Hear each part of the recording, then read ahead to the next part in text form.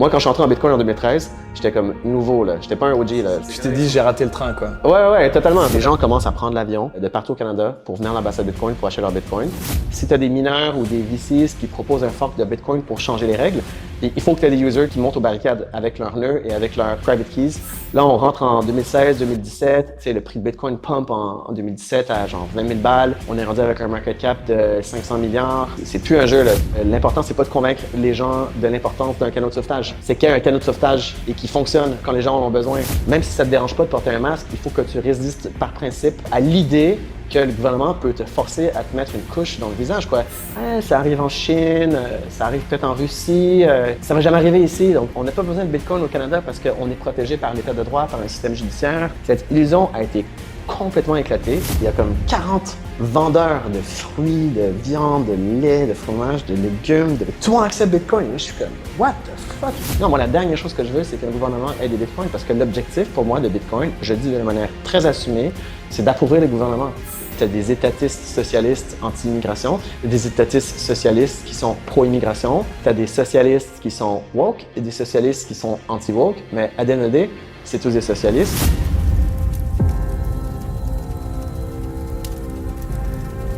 Salut Francis, tu vas bien? Salut GG, oui, très bien et toi? Bah ouais, c'est un honneur de te recevoir en France. T'es venu présenter Bull Bitcoin, le lancement en France, tu vas aussi parler à Surfing Bitcoin. Donc je pensais que c'était intéressant de t'avoir un petit peu sur une longue interview en français, parce que c'est vrai que tu es assez identifié dans le Bitcoin game un petit peu anglophone. La plupart de tes interviews sont en anglais. Tu parles en anglais sur ton compte Twitter, mais c'est vrai que je pense que c'est important de te présenter un peu au public francophone. Donc toi, tu es rentré dans Bitcoin en 2013. Au début, on te connaissait pour faire partie de l'ambassade Bitcoin. Ensuite, tu as lancé Bull Bitcoin, donc au Canada.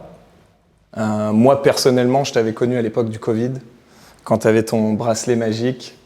Et ensuite, tu t'es exilé au Costa Rica, mais on aura le temps d'en reparler.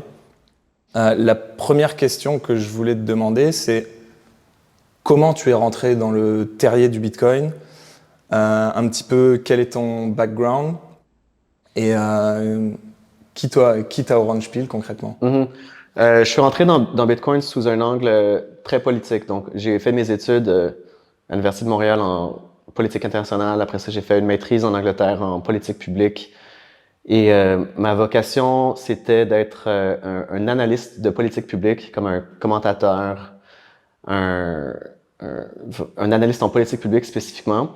Et je suis dans la génération Ron Paul, tu sais. Donc Ron Paul a fait sa candidature à la présidence en 2012. Donc, je suis aussi de la génération qui a vécu le Occupy Wall Street dans ma jeunesse. Donc, je me suis intéressé aux idéologies libertariennes avec Ron Paul en Angleterre. Je suis tombé dans la politique autrichienne et dans l'idéologie du capitalisme et du free market. Et j'ai commencé à travailler pour un institut de recherche à tendance autrichienne qui s'appelait l'Institut Koenig de Montréal. Et mon travail là-bas, c'était de vulgariser les politiques publiques et de produire des papiers de recherche pour pousser les idéologies free market, le libéralisme économique au Québec et au Canada. Donc, à travers ce travail, je me suis rendu compte, j'ai été très frustré du processus politique parce que ce que je me rendais compte, c'est que on est dans une situation où on est surréglementé, surendetté, les dépenses gouvernementales augmentent sans cesse et même si c'est possible de faire des petits ajustements en libéralisant ou en déréglementant, c'est une situation qu'on peut pas sauver l'économie actuelle. On est rendu trop socialiste, l'État est trop puissant et je voyais bien que le discours free market n'avait aucun preneur dans un endroit comme le Québec. Pour contextualiser, parce que en France, le parti, il n'y a même pas de parti libertarien, mais au Canada, c'est très niche aussi également. Ouais. Au Canada, le centre, c'est la gauche. Right? Donc, c'est un pays qui est socialiste. On a une agriculture socialisée, on a l'électricité nationalisée. Je veux dire, c'est très similaire à la France. Je dirais que le Québec, c'est presque aussi à gauche que la France. Donc, un État très fort, très puissant. Et je voyais très bien que je pourrais passer 15 ans en politique à essayer de convaincre la population qu'il faut baisser les taxes ou baisser la réglementation, On va jamais y arriver. C'est un peu mettre un coup d'épée dans l'eau, quoi. Ouais, exactement. Et je voyais que mon travail servait un peu à rien. Mais en même temps, j'étais super encore intellectuellement intéressé par les idées libertariennes. Donc, je traînais un peu dans les groupes meet-up libertariens sur Facebook, sur Reddit. Il y avait des meet-up en personne aussi au Québec des libertariens un peu le début genre du alt-right movement, l'internet en 2013. Et j'ai rencontré des Bitcoiners qui étaient fans de ce que je faisais à l'Institut économique de Montréal. Donc c'est des gens qui étaient intéressés par les idéologies free market, qui suivaient ce mouvement-là. Et mon père, à l'époque, aussi était en politique. Donc, il était en train de commencer à essayer de lancer un parti libertarien. C'est le parti qui s'appelait le Parti conservateur du Québec, mais c'était, à toute fin pratique, c'était un parti de droite économique libertarienne. Et ces Bitcoiners-là, ils ont invité mon père et moi à aller souper pour essayer de nous convaincre d'accepter des dons en Bitcoin. Donc, eux, ils nous invitent à souper, puis ils nous disent, écoutez, on aime ce que vous faites. Et d'ailleurs, les Bitcoiners, ils nous expliquent un peu Bitcoin, c'est quoi, puis ils nous disent, regarde, les Bitcoiners, on est tous des libertariens, on est tous des conservateurs. Et ils nous expliquent c'est l'espèce de NGO, tu sais, genre, le nombre de Bitcoin est limité à 21 millions. Et, tu sais, à l'époque, ça valait genre 30 $. Tu sais, il dit, un jour, ça va valoir des dizaines de milliers de dollars. Et ce qu'on aimerait faire, c'est, on aimerait vous faire un don, au parti politique, comme quoi, dans 5 à 10 ans, quand Bitcoin va valoir des dizaines de milliers de dollars, ben, vous êtes une force politique et on va vous faire un war chest, dans le fond, en Bitcoin. Et moi et mon père, on était très intéressés. Immédiatement, j'ai été séduit par l'idée de Bitcoin. J'ai pas du tout eu la réaction sceptique, genre ça va se faire hacker. Qu'est-ce qui arrive si le gouvernement shut off l'Internet? J'ai vraiment pas eu de réaction négative du tout. Je me rappelle très bien. J'étais super intéressé. Et la seule question que nous on se posait, c'est comment est-ce qu'on fait pour accepter des dons en Bitcoin légalement, tax-wise, comment ça va fonctionner? C'était un peu compliqué. Fait qu'on a dit, regarde, on peut pas accepter un don en Bitcoin, c'est trop complexe pour nous. Et surtout qu'il y a des règles aussi sur le financement politique, on n'était pas sûr c'était quoi Bitcoin, comment ça fonctionnait. Mais on est resté en contact, on est resté amis. Et au fur et à mesure que j'ai commencé à interagir avec c'était trois Québécois qui étaient des early Bitcoin adopters. Et je suis devenu très ami avec une personne. Et cette personne-là, c'était un software engineer, self-made entrepreneur. Le gars, il parle plusieurs langues, il joue aux échecs, il fait du piano, tu sais, un genre de homme de la Renaissance, comme super intelligent. Et lui, il m'explique Bitcoin, et tu sais, on fume des joints, on devient potes, on parle de la révolution, etc. Et il commence vraiment à me dire, il dit, tu sais, Jean-Francis, comme t'es faite pour Bitcoin, right? Genre là, on commence à se connaître, il dit, genre, Bitcoin, c'est pour toi, man. Genre, qu'est-ce que tu fais avec ta vie? Non, non, non, genre, il faut que tu rentres dans Bitcoin. Il essaie de me convaincre de rentrer dans Bitcoin. Et alors là, on a eu l'idée, on dit, regarde, je travaille pour un institut de recherche qui fait des papiers de recherche, de la vulgarisation sur l'économie autrichienne. Pourquoi est-ce qu'on ne convaincrait pas mes patrons à l'Institut économique de Montréal d'écrire des papiers de recherche sur Bitcoin? Donc, on a réussi à convaincre l'Institut économique de Montréal d'écrire 2 research papers sur Bitcoin. Donc, moi, étant le jeune comme pro-Bitcoiner, là, on est rendu en mai 2013. Je commence à comprendre Bitcoin. J'ai pas encore acheté de Bitcoin, mais je suis rendu là, tu sais, je suis rendu au moment où est-ce que j'ai lu les papiers, j'écoute les vidéos d'Andreas Antonopoulos, j'écoute Eric Voorhees, j'écoute Roger Ver, les libertariens dans Bitcoin, je commençais à les suivre. Donc, j'ai passé 4 mois à écrire des research papers sur Bitcoin. Donc, genre, mon travail, c'était genre lundi matin, 9h du matin jusqu'à 5h, je fais de la recherche sur Bitcoin, j'essaie de comprendre comment ça fonctionne, l'expliquer, les impacts d'une réglementation potentielle, les effets économiques, etc. Donc, évidemment, je suis tombé dans le rabbit hole. J'ai été extrêmement chanceux parce que j'ai eu l'opportunité de me faire payer pour écrire sur Bitcoin.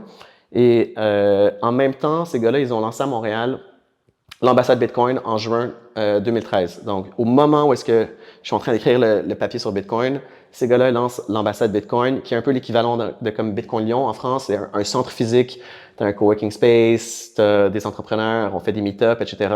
Et j'avais aussi de l'expérience en organisation d'événements, relations publiques, etc. Donc, je commence à devenir un peu un genre de bénévole à l'ambassade Bitcoin. Donc, j'aide à animer le meet-up. Je commence à leur donner des conseils sur le narratif, les médias sociaux, comment discuter avec des journalistes, les espèces d'angles qu'on pourrait prendre au niveau des politiques pour s'assurer que Bitcoin ne soit pas trop réglementé. Tu sais. Donc, je commence à devenir un peu un genre de hang-around, un ami de l'ambassade Bitcoin.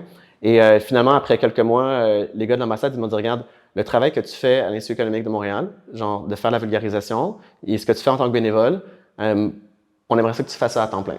Donc, ils m'ont engagé au tout début comme étant un genre d'expert en relations publiques et en politique publique. Et mon mandat, c'était de construire le narratif médiatique autour de Bitcoin. Parce qu'il faut aussi se rappeler qu'en 2013, c'est pas comme aujourd'hui.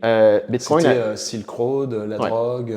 Ça avait une très mauvaise presse. Donc, quand tu parlais de Bitcoin, c'était drug dealer, c'était fraude, c'était blanchiment d'argent, c'était Ponzi scheme.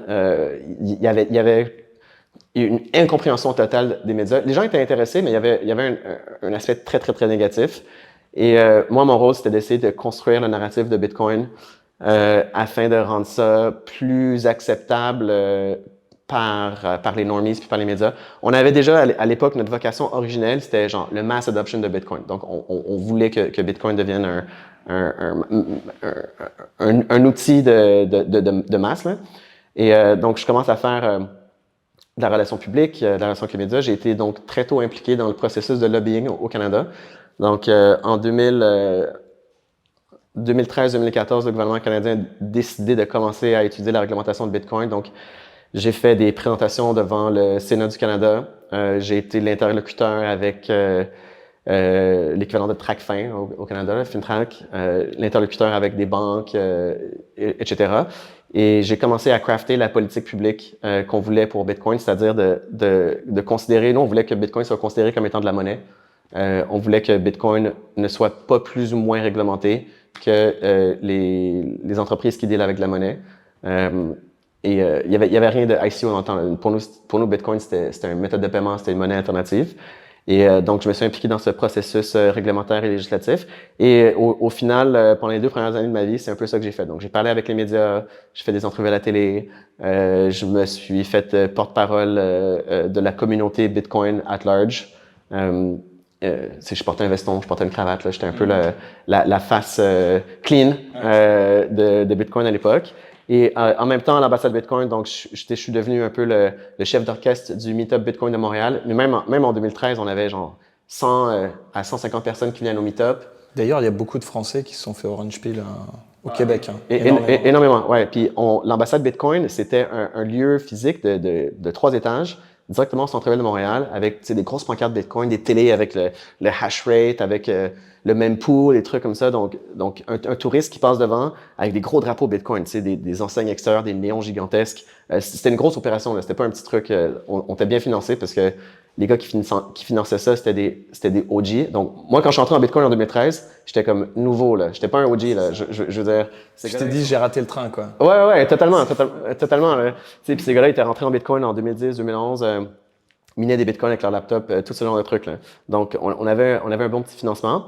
Et en même temps, donc, je suis le Meetup guy. Il y a un coworking space, donc j'anime des ateliers.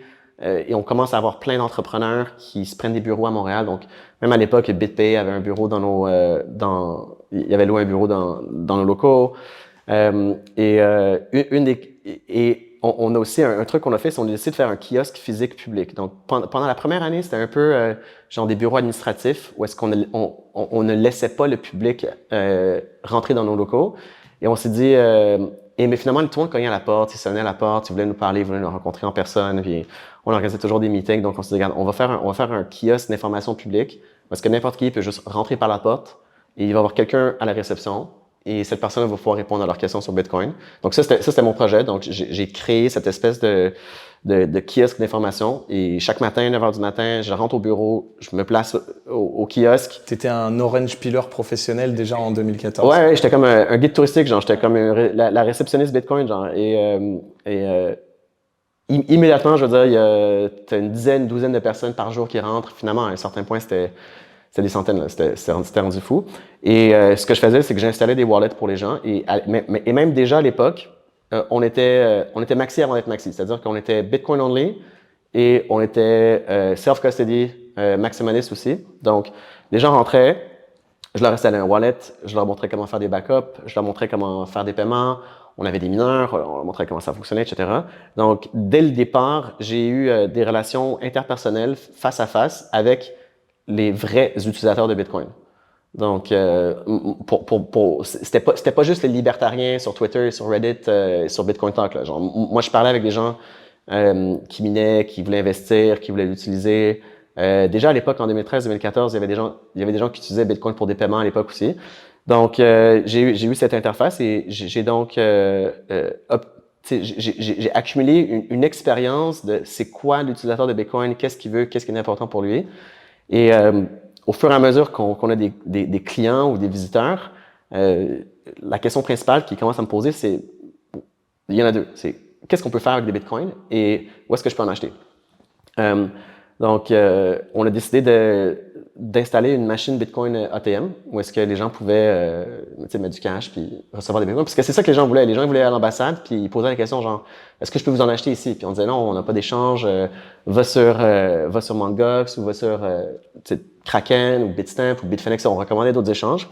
Mais c'est pas super facile là, pour un normie, surtout quelqu'un qui veut essayer Bitcoin puisque comme bon, tu sais, je vais mettre $100 dans Bitcoin, genre, pour voir de quoi ça a l'air. OK, faire un virement bancaire international à une banque à Tokyo pour, genre, avoir $100 de Bitcoin sur ton téléphone, plus ou moins intéressant, right? Très complexe. Donc, on a commencé à vendre des Bitcoins avec cette ATM et on a aussi commencé à établir un... C'était KYC à l'époque? Non, il n'y avait pas de KYC à l'époque. Right? Le KYC au Canada, les règlements de KYC sont rentrés plutôt en 2020. Okay. On a su que le KYC s'en venait, genre... à partir de 2015-2016, c'était déjà clair, mais les règles se sont cristallisées en 2020. Au début, c'était cash to Bitcoin, pas de problème. Ça devait attirer une population d'individus assez diverses. Il y avait une population très diverse de Bitcoin. Il y avait des jeunes, il y avait des immigrés, il y avait des vieux. Il y avait beaucoup de vieux boomers qui étaient un peu les gold bugs. Donc, donc on avait des gold bugs, on avait des jeunes un peu sketchy, on avait des immigrés qui voulaient envoyer de l'argent à la maison. On avait des scammers qui voulaient faire des shitcoins, on avait des mineurs. Mais il y avait beaucoup de mineurs au Québec parce que au Québec, l'électricité, elle est relativement peu coûteuse. Donc, on avait toutes sortes de gens, là. C'était vraiment cool. Et donc, on vendait des bitcoins, on faisait des ateliers. Et en 2015, et il y avait une boîte qui était basée à l'ambassade Bitcoin, donc qui était comme incubée par l'ambassade Bitcoin. Qui était Bills. Donc, Bills, c'était la première compagnie sur la planète qui permettait à des clients de payer leurs factures en Bitcoin. Donc, l'expérience du client, c'était t'envoies des Bitcoins à l'application les convertit en fiat et fait un paiement de facture à ta place. Donc, tu as l'impression de payer tes factures en Bitcoin, mais finalement, tu vends des Bitcoins. Mais c'était un service qui était super intéressant parce que quand les gens me demandaient qu'est-ce que je peux faire avec les bitcoins? Ben moi, je leur réponds tout de suite, ben tu peux payer n'importe quelle facture avec bitcoin. Là, c'est du concret, les gens, ils comprennent.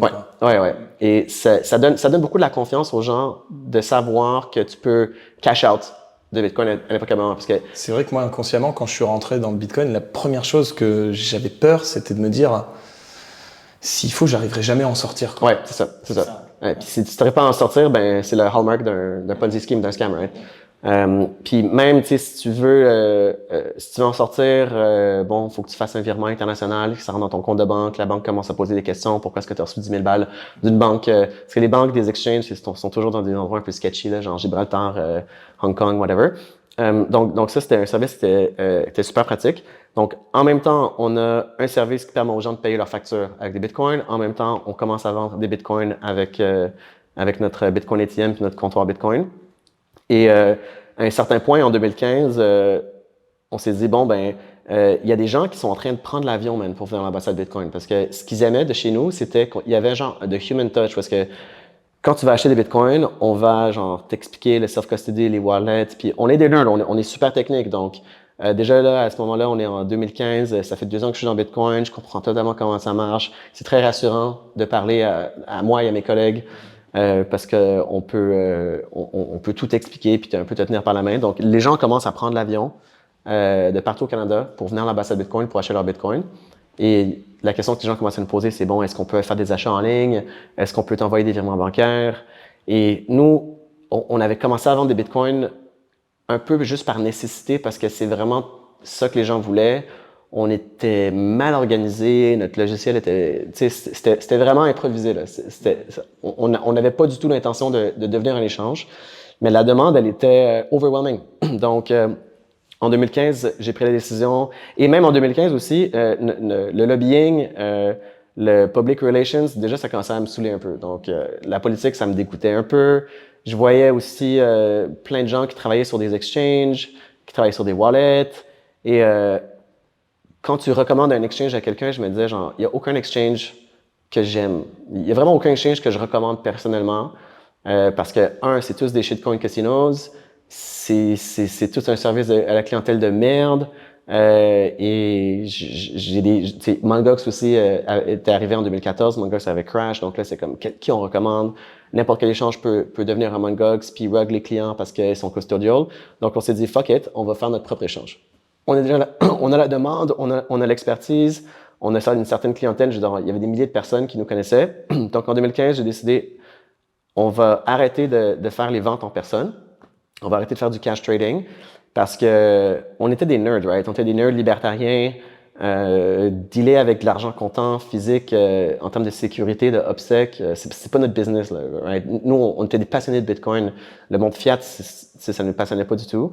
Mais c'était une nécessité d'avoir du fiat là, pour faire le trading. Et donc, on a décidé, on lance un exchange Bitcoin. À l'époque, on s'appelait Bitcoin Outlet. Mais immédiatement, après que j'ai décidé de créer cette business de online exchange, et mon idée, c'était de répliquer l'expérience in person à des ATM qui était, t'envoies du fiat, on t'envoie des bitcoins right away sur ton propre wallet. Donc, c'était une niche qui était vraiment pas développée parce que tu avais juste des order books, right? Donc, si tu voulais acheter des bitcoins, tu envoies de l'argent à Kraken, tu places un limit order, tu places un market order, tu as un order book, tu fais du trading, tu sais, déjà à l'époque, tu as du leverage, tu as plein de shitcoins. Donc, c'est pas comme un bureau de change où est-ce que tu donnes du fiat sur des bitcoins. Donc, je voulais vraiment cette expérience de genre, t'envoies un virement bancaire, on t'envoie des bitcoins à ton wallet, la relation d'affaires, elle est terminée. C'était quelque chose qui existait, mais c'était pas mainstream comme aujourd'hui, genre un Bitcoin only online exchange où est-ce que tu peux juste acheter des bitcoins et les retirer. C'était pas super commun, disons. Mais Ça demande un travail d'éducation pour que les personnes puissent les sécuriser aussi, quoi. ouais, exactement. Donc, et nous, on avait déjà comme toute la documentation, l'expertise. On avait une dizaine de bénévoles qui faisaient des chats pour aider les clients. On avait une ligne de téléphonique parce que les gens nous appelaient. Donc, on avait déjà un peu l'infrastructure de ressources pour être capable de faire le suivi avec les clients. Si les clients perdent leur wallet, ils peuvent venir au bureau, on fait un recovery, etc. Mais immédiatement, quand j'ai lancé l'exchange, genre 2 mois plus tard, le gars qui avait lancé l'application Bills pour payer les factures, tu sais, je travaillais un peu avec lui, genre je lui donnais des conseils, des fois je faisais du part-time work avec lui. Il a décidé de fermer son app, de changer de carrière. Il dit, moi je suis tanné de rouler l'application, j'ai envie de faire d'autres choses. Et moi je me suis retrouvé dans une situation où c'est comme, tu peux pas fermer Bills, man. Bills c'est la meilleure app Bitcoin sur la planète. Genre, ça permet n'importe qui de payer ses factures de téléphone, ses factures de carte de crédit. Il faut le garder en vie. C'est marrant, on parlait de ça hier soir avec Gilles, et on se disait, Bill, ça te permet de unbank the banked. Ouais, C'est-à-dire que ça te permet quasiment de vivre sans banque. Ouais. Tu peux payer ton propriétaire, tu peux payer ta facture de gaz, l'électricité, le téléphone. Ouais, d'ailleurs, notre premier slogan, c'était Opt out from fiat et Unbank yourself. Okay. Donc, l'idée étant que si tu as un compte Bills et un wallet Bitcoin, tu es capable de faire presque l'entièreté de ce que tu peux faire avec un compte de banque. Tu peux prendre ta carte de crédit, retirer du fiat, payer ta carte de crédit avec Bills, tu peux envoyer des virements à d'autres personnes. C'est vraiment un service qui était vraiment cool. La technologie était nulle à chier et c'était pas rentable. Mais moi, j'ai vraiment vu qu'il y avait quelque chose de vraiment spécial parce que ça existait nulle part ailleurs sur la planète. Puis je me dis genre, OK, peut-être qu'aujourd'hui, il n'y a pas tant de gens qui veulent utiliser Bitcoin pour les paiements. C'est plus de la spéculation, c'est plus des gens qui veulent, number go up, etc. Puis, il y a beaucoup de scams dans Bitcoin, mais genre, éventuellement, il va y avoir une masse critique de Canadiens qui ont des Bitcoins, qui veulent les dépenser. Et moi, je voulais capturer ce marché-là, donc je lui ai racheté la business. Et donc, 2015, je pars l'ancêtre de Bull Bitcoin, mais immédiatement après avoir commencé le travail, j'avais engagé le premier programmeur pour programmer l'exchange. Je rachète Bills. Donc, la première année de notre existence, on a refait l'application Bills comme from scratch. Fait qu'on a gardé la brand, on a gardé les concepts généraux derrière cette app, mais je me suis dit, il faut absolument que je sauve Bills. Ça devient ma priorité principale. Donc, j'ai fait ça pendant 1 an. 2016, on relance la nouvelle application Bills et succès vraiment génial. On a plein de clients, ça va super bien. Donc là, à partir de 2016, on s'est dit, bon, ben là, c'est le temps de recommencer à travailler sur la partie achat de Bitcoin. Parce qu'on avait terminé la partie vente de Bitcoin, donc les clients pouvaient vendre le Bitcoin, mais pas acheter. Donc, et moi, j'étais fully bootstrapped, self-funded. Donc, pas d'investisseur, pas de prêt de la banque. J'ai pris toutes les économies que j'avais accumulées, qui étaient maigres parce que, tu sais, en 2012, j'étais étudiant. J'ai eu une job en 2013. L'ambassade Bitcoin, ça payait pas énormément. Là, tu sais, j'étais en mode genre ramen noodles, je dors à terre, appartement de merde. Tu sais, je fais pas de voyage, je fais pas rien là. Donc j'ai pris toutes mes économies, j'ai investi ça dans la compagnie pour payer un développeur. Moi, je faisais tout. Je faisais toute la partie service à la clientèle. On était 2 personnes au début. C'était moi et Arthur, qui est d'ailleurs encore aujourd'hui le Chief Technology Officer de Bold Bitcoin. Donc, c'est vraiment cool. Notre premier employé en 2015 est encore aujourd'hui, 10 ans plus tard, avec Bold Bitcoin. Donc, c'est juste nous deux. Lui, il fait la tech. Moi, je fais le customer support, le banking. Je fais toute la partie légale. Je fais la partie marketing, etc. Donc, j'ai vraiment comme touché à tous les aspects du Bitcoin. Et bon, ben, au fur et à mesure qu'on commence à faire un peu de profit, parce que pour moi, ça a toujours été hyper important. Une business, ça doit être profitable, right? Et je voulais pas de VC investors parce que premièrement, j'ai aucune idée. Je suis pas un tech guy, je suis pas un startup guy. Moi, je suis un académique, un peu comme Théo, là, genre, je m'intéresse j'ai aucune idée comment runner une business, mais je veux pas faire de fundraise parce que ça me fait chier, je suis trop occupé. Donc, on va offrir un service exceptionnel, on va charger un bon frais et avec les profits qu'on fait, on va réinvestir dans la business. Au fur et à mesure que le temps avance, je commence à engager un autre développeur, je commence à engager quelqu'un pour faire du service à la clientèle.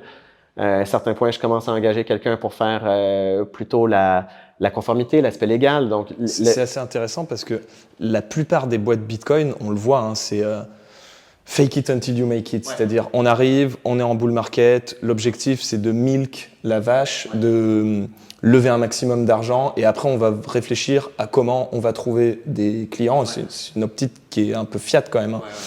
Et toi, du coup, pour le coup, c'était vraiment steady growth, quoi. Ouais. Puis pour moi, c'est le client premier parce que si le client est pas satisfait, j'ai pas de revenus. Si j'ai pas de revenus, je peux pas manger, je suis fucked. Si j'ai pas de revenus, je peux pas payer mes devs, le projet est mort. Donc, il faut absolument avoir des clients satisfaits. Et on s'est trouvé une niche aussi. Donc, et là, on a commencé à accepter les paiements en fiat, des virements bancaires. On a commencé à faire le buy et le sell. On avait 2 sites. On avait Bitcoin Outlet pour le buy, Bills pour le sell. Donc, on avait comme 2 identités. Parce que pour Bills, c'est un service qui était target sur les OGs et les miners et les gens qui se faisaient payer en Bitcoin. Pour qu'ils puissent cash out leur income en Bitcoin et leur stash. Bitcoin Outlet, ce qui est devenu Bold Bitcoin éventuellement, c'était pour les normies qui voulaient acheter des Bitcoins sans passer par genre un order book compliqué. Et notre espèce de marché de niche, c'était les gens qui étaient bon genre moi je veux investir un bon stack en Bitcoin, je veux hold des Bitcoins, je veux investir 25, 30 000 $ en Bitcoin. Et on offrait un service un peu white glove, genre. Fait que, tu sais, on les appelait par téléphone, on installait les wallets, etc., etc. Donc, on a réussi à s'autofinancer un peu avec ça. Et la partie qui était déficitaire, ben moi, j'ai pris toutes mes économies, tout l'argent que j'avais, puis j'étais comme, I'm gonna go all in on this business. Donc là, on est en 2016, et bon, j'ai une entreprise qui permet de faire les paiements, payer les factures. J'ai une entreprise qui permet aux gens d'acheter des bitcoins. Et c'est à peu près à ce moment-là dans notre parcours que je débute une remise en question de notre identité et un peu aussi une quête où moi j'ai toujours eu un objectif avec Bitcoin, c'est end the Fed, end central banking, de créer une révolution politique. Donc pour moi c'est toujours été un mouvement politique pour éliminer le fiat. Et en 2016, il s'est passé 2 événements particuliers qui ont vraiment marqué l'identité de Bold Bitcoin. Le premier, c'est que on a eu ce qu'on appelle dans Bitcoin la guerre des blocs. Donc, j'ai été exposé à la guerre des blocs, au problème de scalability de Bitcoin très tôt, car en 2015, il y a eu la première grande conférence technique internationale sur les enjeux de scalabilité de Bitcoin qui s'appelait Scaling Bitcoin. Et donc, à Montréal, on a eu tous les développeurs Bitcoin, les mining pools, les miners, les grandes entreprises. Et il a commencé à avoir des enjeux, des conflits dans la communauté Bitcoin sur comment comment est-ce qu'on s'assure que Bitcoin soit accessible par tout le monde, parce que la taille des blocs elle est limitée, les transactions Bitcoin vont devenir chères un jour, etc., etc. Mais il y a eu un plus grand enjeu sous-jacent à cet enjeu, c'est qui contrôle Bitcoin, parce qu'il y a une certaine catégorie de personnes qui sont les VCs super woke, cocked de Silicon Valley, genre Coinbase, BitPay, Blockchain.info, etc., des gros exchanges, qui eux ont l'idée que Bitcoin doit être accessible à tout le monde et on doit faire des compromis technologiques. On doit compromettre sur la philosophie cypherpunk de Bitcoin afin de rendre ça accessible à toute la planète. Et en même temps, tu as les miners qui ont la prétention de dire que c'est les miners qui vont déterminer les règles du réseau Bitcoin. Alors, si les miners veulent augmenter la taille des blocs, ils peuvent utiliser leur hash rate, leur mining power, comme un vote. Donc, d'un point de vue, tu as des VCs qui ont une vision pour Bitcoin qui est pas la vision cypherpunk, qui est une vision mass adoption. Et de l'autre côté, tu as des miners qui ont une vision comme quoi le réseau Bitcoin est contrôlé par les miners. Et ça c'était deux visions auxquelles j'étais super opposé. Premièrement, la raison principale pourquoi je suis sorti de la politique, c'est que je crois plus à la démocratie. Right? Pour moi, si tu as un groupe qui peut voter pour des règles, ils vont voter pour des règles qui avantagent la majorité au détriment de la minorité. Donc, dans le système politique actuel, on voit, c'est les masses qui votent pour prendre l'argent des riches, quoi. Et pour moi, c'était ça le fundamental flaw du système. Et c'est ça l'alternative que Bitcoin proposait, c'est que les règles sont claires et les règles sont immutables. Donc, personne ne peut changer les règles de Bitcoin. Donc, on est tous sur le même playing field. Donc, l'idée que les mineurs peuvent déterminer qu'est-ce qui change les règles de Bitcoin, pour moi, ça passe pas du tout. Et en même temps, mon expérience que j'ai acquise avec l'ambassade Bitcoin, le comptoir et dealer avec les clients en personne, et vraiment d'être boots on the ground, d'animer les meet-ups, c'est que les propriétés de Bitcoin qui m'intéressent et que j'observe intéressent la plupart des vrais utilisateurs de Bitcoin, c'est la résistance à la censure, être capable de faire des paiements qui sont non censurables. Donc ça je l'ai vécu, c'est une des features les plus hautes de Bitcoin. La deuxième, c'est que les règles sont claires et que les règles vont jamais changer. Et la troisième, c'est que les paiements sont relativement anonymes. Et la quatrième, c'est que le réseau il est bien décentralisé. Il y a très peu d'utilisateurs de Bitcoin pour lesquels avoir des frais de transaction peu chers, c'est important. C'est pas l'enjeu le plus important pour ces gens-là. Les gens veulent pas nécessairement avoir des transactions immédiates et instantanées. Ils veulent être souverains avec leur méthode de paiement et leur monnaie. Et c'était les valeurs que je partageais moi aussi. D'ailleurs, une des raisons pour lesquelles je suis vraiment tombé amoureux de Bitcoin après être entré dans Bitcoin, c'est tout ce qui a trait à WikiLeaks et les mouvements politiques qui commençaient à se faire censurer par PayPal, par les grandes banques. Et la seule manière de financer des groupes comme WikiLeaks, par exemple, c'est avec des paiements comme Bitcoin. Donc, si on veut être capable de défendre le freedom of speech, le freedom of association, on a besoin aussi de freedom of money. Et donc, la communauté de Bitcoin entre dans la guerre des blocs, un conflit entre les cypherpunks qui veulent garder Bitcoin décentralisé et stable, et de l'autre côté, des venture capitalists, des institutions et des miners qui veulent changer Bitcoin afin de rendre ça plus mainstream. Donc, je me suis rangé très franchement dans le camp des cypherpunks et la communauté Bitcoin est rentrée dans un deadlock où personne est capable de faire avancer le projet Bitcoin. Les VCs et les miners veulent forker Bitcoin et les cypherpunks veulent faire passer SegWit. Donc, une proposition a été faite dans la communauté Bitcoin qui s'appelait le User Activated Soft Fork, UASF. Et c'était une manière plutôt décentralisée d'avoir une gestion du protocole, avoir un système de gouvernance qui était spontané et décentralisé, qui n'était pas une gestion qui était planifiée centralement par des miners ou par des VCs. Et j'ai décidé à l'ambassade Bitcoin qu'on allait supporter UASF et qu'on allait prendre le camp des gens qui roulent leur propre Bitcoin node. De prendre plutôt le camp des plebs, si tu veux, ou des maxis et des cypherpunks. Et mais le problème étant que Bull Bitcoin, nous utilisions les services de compagnies comme Coinbase, comme BitGo et comme Blockchain.info afin de recevoir et d'envoyer des bitcoins. Donc, même si moi, je voulais rouler mon propre nœud en tant qu'individu, en tant que compagnie, on n'avait pas l'infrastructure technologique pour être souverain. Donc, Bull Bitcoin n'était pas une entreprise qui était souveraine. On dépendait de tierces parties pour avoir accès à la blockchain. Donc, moi, je me suis retrouvé complètement coq. Je me suis retrouvé l'esclave d'autres entreprises qui dictaient comment j'allais interagir avec le protocole. Et pour moi, ce fut absolument inacceptable.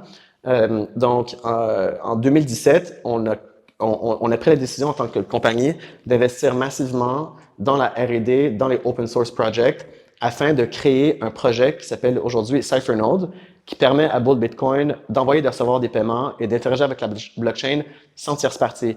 C'est un peu l'équivalent de BTC Pay Server. Donc, le groupe de BTC Pay Server et moi, on était en collaboration relativement étroite là-dessus. Le concept étant que nous n'avons pas l'infrastructure et nous n'avons pas les outils pour rester souverains. Et en même temps, j'ai perdu l'intérêt pour l'idéologie du mass adoption de Bitcoin. Donc, à la même époque, donc 2016-2017, en tant que side job, je fais du consulting Bitcoin et blockchain pour des institutions, que ce soit des banques, des compagnies d'énergie, même des gouvernements, des trucs comme ça. J'étais en train de me poser la question, bon, pour que Bitcoin survive, de quoi Bitcoin a besoin? Ma théorie de base, c'était il nous faut des centaines de millions de Bitcoiners. Parce que si on est des centaines de millions de Bitcoiners, Bitcoin devient trop gros pour les gouvernements et les gouvernements ne pourront pas attaquer parce qu'on a une masse critique de Bitcoiners. Mais ce que je me suis rendu compte, c'est que ça sert absolument à rien si les Bitcoiners sont pas souverains. Parce que si tu as 100 millions de Bitcoin users et que ces 100 millions-là dépendent de 3 compagnies et de 3 mining pools, ben c'est hyper centralisé et on s'en fout qu'il y ait 100 millions ou 1 million d'users. Finalement, c'est 3 à 10 entités qui contrôlent le protocole Bitcoin. Ça m'a complètement saoulé là, de faire du orange pilling d'institutions et de normies. Ça n'amenait absolument rien à Bitcoin. Ce que je voulais finalement, je voulais des utilisateurs souverains et qui étaient idéologiquement motivés. Parce que ce qu'on s'est rendu compte avec la guerre des blocs, c'est que pour que Bitcoin reste décentralisé, il faut que les users ils aient le self-custody, il faut qu'ils aient leur propre nœud, mais aussi il faut qu'ils soient motivés d'enforcer les règles Bitcoin de manière active. Donc, tu peux pas avoir un réseau Bitcoin qui est sécure et décentralisé si les users sont passifs. Parce que si tu as des mineurs ou des VCs qui proposent un fork de Bitcoin pour changer les règles, il faut que tu aies des users qui montent aux barricades avec leur nœud et avec leurs private keys pour défendre le réseau Bitcoin. Donc, j'ai eu une radicalisation de Bull Bitcoin où je me suis rendu compte que Bull Bitcoin, c'était un mouvement politique, c'était un mouvement idéologique qui représentait les valeurs cypherpunk de Bitcoin et c'est ça qui manquait dans le discours. Donc, il y avait très peu d'exchange ou même pas d'exchange qui représentait une idéologie parce que tous les autres exchanges, c'était tous des shitcoin casinos. Et c'est des échanges qui ont levé des fonds. Ouais. Donc forcément, ils sont plus dépendants d'organismes extérieurs, donc ils n'ont pas cette liberté-là aussi, tu vois. Absolument. Et à un certain point, on investissait plus de 50% de nos revenus à développer des outils open source qui permettent à des compagnies, à des personnes de rester souverains avec leur Bitcoin, donc dont CypherNode. Donc, aucun VC aurait permis que tu dépenses la moitié de ton fric pour travailler sur des projets open source. Ça fait aucun sens. Mais mon objectif, c'était toujours de me poser la question de quoi Bitcoin a besoin. Bitcoin a besoin, et je me suis rendu compte, a besoin d'infrastructure et a besoin de leadership au niveau idéologique. Donc, c'est à ce moment-là qu'on a fait un shift parce que Bitcoin avait toujours été Bitcoin only, mais de manière plutôt passive. C'est-à-dire que, comme je l'expliquais tantôt, les shitcoins, ça m'intéresse pas. Pour moi, c'est des scams, j'en ai rien à chier. Mais c'était pas notre brand, c'était pas notre cheval de bataille. Donc, en créant Bull Bitcoin, ce qu'on a fait, c'est qu'on a créé une brand Bitcoin only de manière à faire de l'advocacy, genre pour le Bitcoin only, et aussi je me suis rendu compte qu'il fallait qu'on crée cette infrastructure. C'est ça que Bitcoin a besoin parce que si on a un mass adoption de Bitcoin en 2016-2017, c'est une catastrophe, man. Bitcoin n'est absolument pas prêt pour le mass adoption et c'est pas ça qu'on veut. On veut un réseau qui reste décentralisé et qui est capable de résister à la pression d'institutions financières, de gouvernements ou de miners, mais les miners qui sont potentiellement aussi à la solde de gouvernement, il faut qu'on soit capable de résister à ces pressions-là. Et là, on est aussi à une phase où est-ce que, Bitcoin, c'est plus un jeu, man. C'est plus en 2013, 2014, c'était un novelty. On sait pas est-ce que ça va fonctionner, ça va pas fonctionner. C'est un peu un truc de geek. Là, on rentre en 2016, 2017. Le prix de Bitcoin pump en 2017 à genre 20 000 balles. On est rendu avec un market cap de 500 milliards. C'est plus un jeu là. Puis il y a aussi énormément de personnes qui commencent à dépendre de Bitcoin. Je veux dire, ils ont tous leurs actifs en Bitcoin. Bitcoin, c'est un outil qui est indispensable pour leur commerce, pour leur paiement. Si Bitcoin plante, tu as des millions de personnes qui sont fucked, quoi. Donc, il faut prendre vraiment ça au sérieux, puis il faut arrêter de traiter ça comme étant une application de paiement cool. C'est une révolution politique qu'on est en train de faire ici. Donc, c'est ça, 2017, je décide de faire de Bull Bitcoin. Ce que je voulais faire, c'est créer le standard pour comment une compagnie Bitcoin devrait se comporter. Et je voulais moi-même prouver et démontrer que les compagnies Bitcoin peuvent et doivent assumer cette responsabilité en tant que joueur de l'écosystème Bitcoin, de créer de l'infrastructure et d'implémenter et de faire avancer une cause idéologique en même temps et de pas se perdre dans les ICO, dans les shitcoins, dans le DeFi, dans le Bitcoin for Financial Institutions, de rester focusé sur le message. Donc 2018-2019, finalement, on a gagné la guerre des blocs. Donc, Bull Bitcoin a pu développer l'infrastructure, rouler l'infrastructure. Je crois que honnêtement, je veux dire, je vais pas prendre le crédit pour Segwit et pour la guerre des blocs individuellement ou en tant que compagnie, mais il y avait très très peu de compagnies qui ont rise to the challenge. Il y avait Bull Bitcoin, il y avait Trésor, il y avait Blockstream, puis il y en avait une dizaine. Donc là, ce que je me suis rendu compte, c'est vraiment powerful là, d'avoir une compagnie qui a l'infrastructure et qui est motivée idéologiquement. C'est ça qu'on a besoin. C'est ça sur lequel on va focuser. On oublie les normies, on oublie le mass adoption. Je préfère mieux servir un client qui va être un individu souverain que de créer 100 Bitcoiners qui sont custodial, complètement cooked, fully KYC'd et qui sont pas la souveraineté. Donc, j'ai recentré aussi ma vision sur le succès de Bitcoin sur le but, c'est pas d'avoir le plus de Bitcoiners possible. Le but, c'est de créer des individus souverains. Et c'est vraiment rendu ça l'identité de Bull Bitcoin, c'est creating sovereign individuals. C'est vrai qu'on se rend tous à un moment donné dans notre parcours de Bitcoiner. Au début, on est un peu dans la phase d'euphorie, on veut orange pill tout le monde. Ouais. Et à un moment donné, quand même, au bout de 3-4 ans, 2-3 ans, on se rend compte que la plupart des gens ne sont pas prêts à être débranchés du système. Et du coup, on sélectionne un petit peu plus à qui on donne l'orange pill. Parce que c'est flippant quand même de se dire pour un mec normal, quand tu lui dis tu vas mettre une seed plate dans ton garage, tu vas avoir une grosse partie de ton patrimoine dessus, t'as pas d'assurance. Et il y a des gens qui sont pas prêts à faire cet effort-là encore, tu vois. Ouais. Tu sais, si ton bateau coule, tu n'as pas besoin de faire de marketing pour les canaux de sauvetage, right? L'important, c'est pas de convaincre les gens de l'importance d'un canot de sauvetage. C'est qu'il y a un canot de sauvetage et qui fonctionne quand les gens en ont besoin. Donc, pour moi, l'adoption de Bitcoin, les gens adoptent Bitcoin au prix auquel ils méritent. T'sais, les gens adoptent Bitcoin quand ils en auront besoin. Ça sert à rien d'essayer de créer de la demande artificielle en pumpant artificiellement Bitcoin. Le plus important, c'est que quand on en aura besoin, c'est-à-dire quand les gouvernements vont commencer à nous censurer de manière plus agressive, quand l'économie va commencer à s'écrouler de manière plus accélérée, les outils qu'on a besoin, ils sont bien montés, ils sont bien ficelés, ils sont solides et ils sont capables de résister aux pressions gouvernementales et résister aussi aux pressions de l'augmentation du nombre d'utilisateurs. Donc, à partir de 2018, j'ai arrêté tous les projets que je faisais de consulting, de mass adoption, de public education. On a fermé l'ambassade Bitcoin aussi d'ailleurs parce que moi, ça me prenait trop de temps, ça me saoulait. Puis je me suis dit, il faut absolument que je me concentre à fond sur créer l'infrastructure et une infrastructure souveraine. Donc 2018-2019 et aussi la philosophie de Bull Bitcoin en tant que product, c'est je voulais créer le produit que moi je veux utiliser. et je veux créer un produit qui réponde aux besoins de 0,0001% de la population, c'est-à-dire les toxiques maxi, cypherpunk, radicaux. Je veux que les experts Bitcoin et les fans de Bitcoin se sentent confortables de recommander Bull Bitcoin à leurs parents. Ça, c'était mon objectif.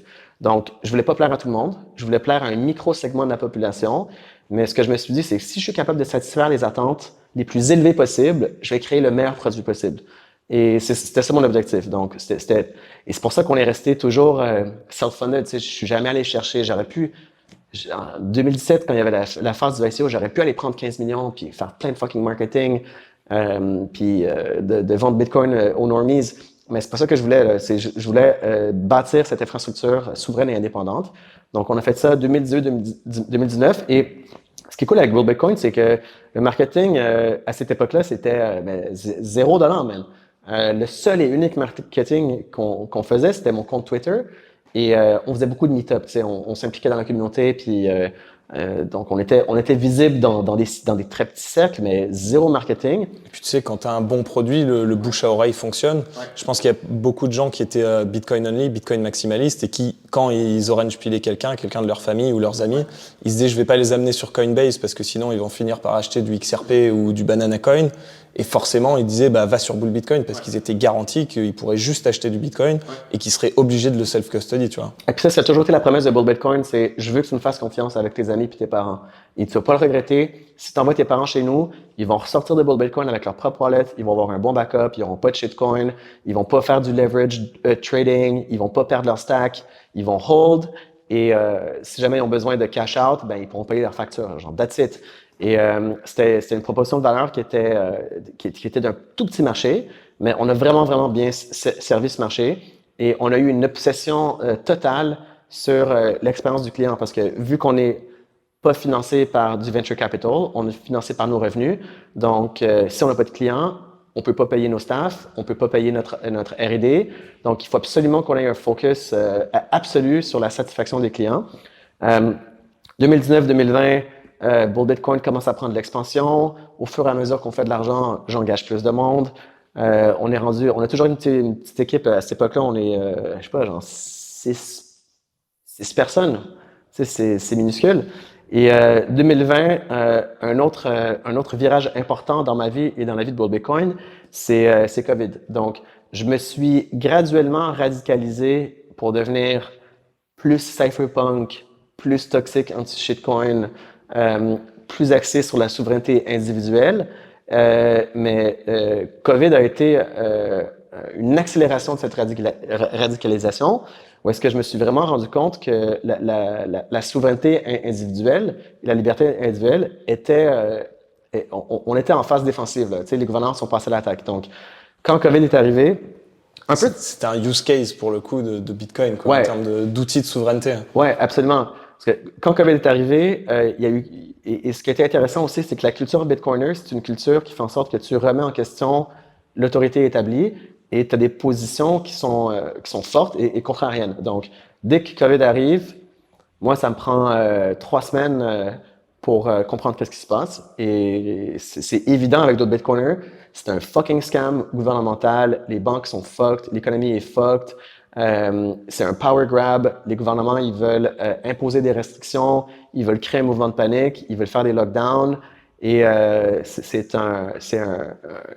essaient de asserting their dominance. Les gouvernements, avec les lockdowns, les masques obligatoires, les mandats COVID, ils essaient d'aller chercher des pouvoirs et de forcer la population en soumission. Donc, moi, en tant que Bitcoiner rebelle, je me rebelle immédiatement à cette idée et je commence à trouver plein de hacks et plein de manières de détourner le système. Donc, j'ai créé des bracelets qui sont qui étaient mon exemption de masse. Donc, je me promenais dans les commerces, je faisais des vidéos et je montrais à tout le monde, genre, il faut résister de manière quotidienne tous les jours. Genre, c'est vraiment important. Même si ça te dérange pas de porter un masque, il faut que tu résistes par principe à l'idée que le gouvernement peut te forcer à te mettre une couche dans le visage, quoi, et que si tu te soumets pas à cette requête gouvernementale, ben tu peux plus acheter ta bouffe, tu peux pas aller au resto, etc. Il faut résister à tout prix de manière individuelle. C'est un devoir moral de résister. Donc, je commence à faire ma résistance active à Montréal. Mais à un certain point, je me suis rendu compte, OK, Bitcoin est capable de me donner la capacité de me déplacer partout sur la planète avec mon argent. C'est le use case de Bitcoin. Tu sais, quand on parle des use cases de Bitcoin, c'est quoi la différence entre Bitcoin et de l'or, par exemple? Ouais, mais l'or, si tu as 3-4 lingots d'or et c'est tout ton net worth et ton gouvernement devient tyrannique, il faut que tu te pousses, tu peux pas prendre l'avion avec, man, t'es fucked. Alors, j'ai dit, OK, je vais utiliser ce use case de Bitcoin pour me barrer de mon pays complètement. Et je suis parti du Canada et je me suis poussé au Costa Rica. Donc, et c'était un exil politique où est-ce que je me dis, je refuse de me soumettre et ça devient trop difficile de pas se soumettre. Tu sais, genre, à un niveau pratique, genre, je peux le truc de masque obligatoire, il a fonctionné genre 3-4 mois, mais à un certain point, les gens, ils ont compris que c'était n'importe quoi, là, mon petit bracelet. D'ailleurs, il y avait un cas d'école, enfin, quand ils ont commencé à saisir les comptes des truckers, là, on était vraiment dans le concret du power grab du gouvernement, quoi. Ça a été la meilleure pub pour Bitcoin parce que, donc, en 2020, je me pousse du Canada pour aller au Costa Rica, mais Bitcoin continue à exister comme une entreprise canadienne. Et en 2021, la population canadienne, ou un grand segment, ils en ont marre à cause des mandats de vaccins obligatoires, particulièrement les camionneurs qui doivent traverser le Canada et les États-Unis de manière régulière pour faire leur shipment, parce que c'est une des plus grosses industries au Canada, c'est le transport, et on importe, on exporte tout aux États-Unis. Donc, tu as des dizaines, voire des centaines de milliers de travailleurs canadiens qui n'ont plus le droit de traverser la frontière, donc qui peuvent plus gagner leur vie. Et évidemment, il y a eu les manifestations à Ottawa, le mouvement des truckers. Et instantanément, pour Bitcoin en tant que compagnie, encore une fois, moi, genre, la neutralité politique en tant que business, j'y crois pas, man. C'est une fucking guerre idéologique. T'es soit du côté des bons ou soit du côté des méchants. Et clairement, les truckers puis les manifestants pour la liberté individuelle, clairement, c'est les gentils, quoi. Tout ce qu'ils veulent, c'est fiche-moi la paix, quoi. Donc, Bull Bitcoin, on a pris la décision, OK, on va encourager les truckers. Donc, c'était vraiment cool. En fait, à cette époque-là, on a commencé à orange pill les truckers. On leur a appris comment utiliser Bitcoin. Et après, genre, 1 mois et demi ou 2 mois de manifestation, ou 1 mois de manifestation, boum, le gouvernement canadien met en place ce qui est presque la loi martiale. Donc, c'était une mesure d'urgence. Donc, ils ont évoqué un... Ce qui est fou, c'est que c'était même pas des gens qui avaient vocation à être violents. C'était juste une manifestation où il y avait des mecs qui appuyaient sur des klaxons dans des rues, quoi. Ouais, puis c'est là que tu vois que c'est 2 poids 2 mesures. Donc, quand la gauche manifeste, et je sais pas, pour la Palestine ou pour les droits de scolarité ou pour la retraite, ils peuvent tout casser, ils peuvent occuper des régions entières d'une ville et détruire l'économie d'une ville, ça on les laisse passer. Mais dès que tu es de droite, libertarien, droit individuel, souveraineté, anti-vax, anti-establishment, tu es complètement fucked. Et ce que le gouvernement a fait, et merci au gouvernement canadien de l'avoir fait, c'est génial, ils ont gelé les comptes de banque de quelques centaines de personnes et leurs cartes de crédit et leurs assurances vie, etc., etc. Et ces personnes-là se sont rendues du jour au lendemain unbanked. Jusqu'à ce moment-là, la possibilité qu'un gouvernement utilise la censure financière comme outil de répression politique, c'était théorique, man. C'est le genre de truc que tu dis, alors, ça arrive en Chine, ça arrive peut-être en Russie, ça va jamais arriver ici. Donc, tu sais, on n'a pas besoin de Bitcoin au Canada parce qu'on est protégé par l'État de droit, par un système judiciaire. Donc, il n'y aura jamais un moment où est-ce que tu auras besoin de Bitcoin pour te protéger du gouvernement. Cette illusion a été complètement éclatée par le fait que le gouvernement a fait cette répression financière. Et ça a lié à une augmentation, mais massive de l'utilisation de Bitcoin au Canada. Pour les bonnes raisons et de Bull Bitcoin. Mais avec le début de COVID, by the way, quand il y a eu les premiers lockdowns, le volume sur Bull Bitcoin, il a explosé, man. C'était, mais beautiful. J'étais trop content. Et jusqu'à cette époque, on était plutôt tight niveau budget, genre, tu sais, on était en mode très, très, je dirais, survival, genre bootstrap. Mais là, avec COVID, man, on a vu, il y a tellement de gens qui sont sautés sur l'opportunité parce qu'ils voyaient aussi que, genre, bon, le fiat system, il est ultra fragile, quoi. Les stocks, ils ont crash. Puis on était parti en impression monétaire en mode banana, quoi. Ouais, absolument. Et le gouvernement envoie de l'argent à tout le monde. On rentre dans une phase de revenu universel, de socialisme à l'extrême, là, tu sais, genre, c'était du socialisme, c'était du néo-marxisme. Il y a plein de courants aussi qui font en sorte que les gens se réveillent. C'est pour ça qu'on n'a pas besoin des orange pills, parce qu'ils vont se réveiller eux-mêmes, right? Plus la situation avance, plus ils se réveillent eux-mêmes. Et avec les truckers, j'ai plus besoin de convaincre personne que Bitcoin est un outil indispensable pour la souveraineté individuelle.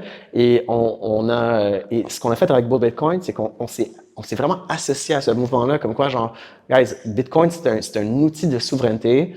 Number go up, oui, c'est vrai, genre, je vais pas mentir. Moi, je crois au number go up à long terme, genre. Il y a deux raisons pour lesquelles je hold Bitcoin. La première, c'est parce que je veux pas que je sois censuré, je veux pas que mes actifs soient saisis. Et moi, politiquement, je veux dire, je suis une personne qui est très visible au Canada comme étant anti-gouvernementale.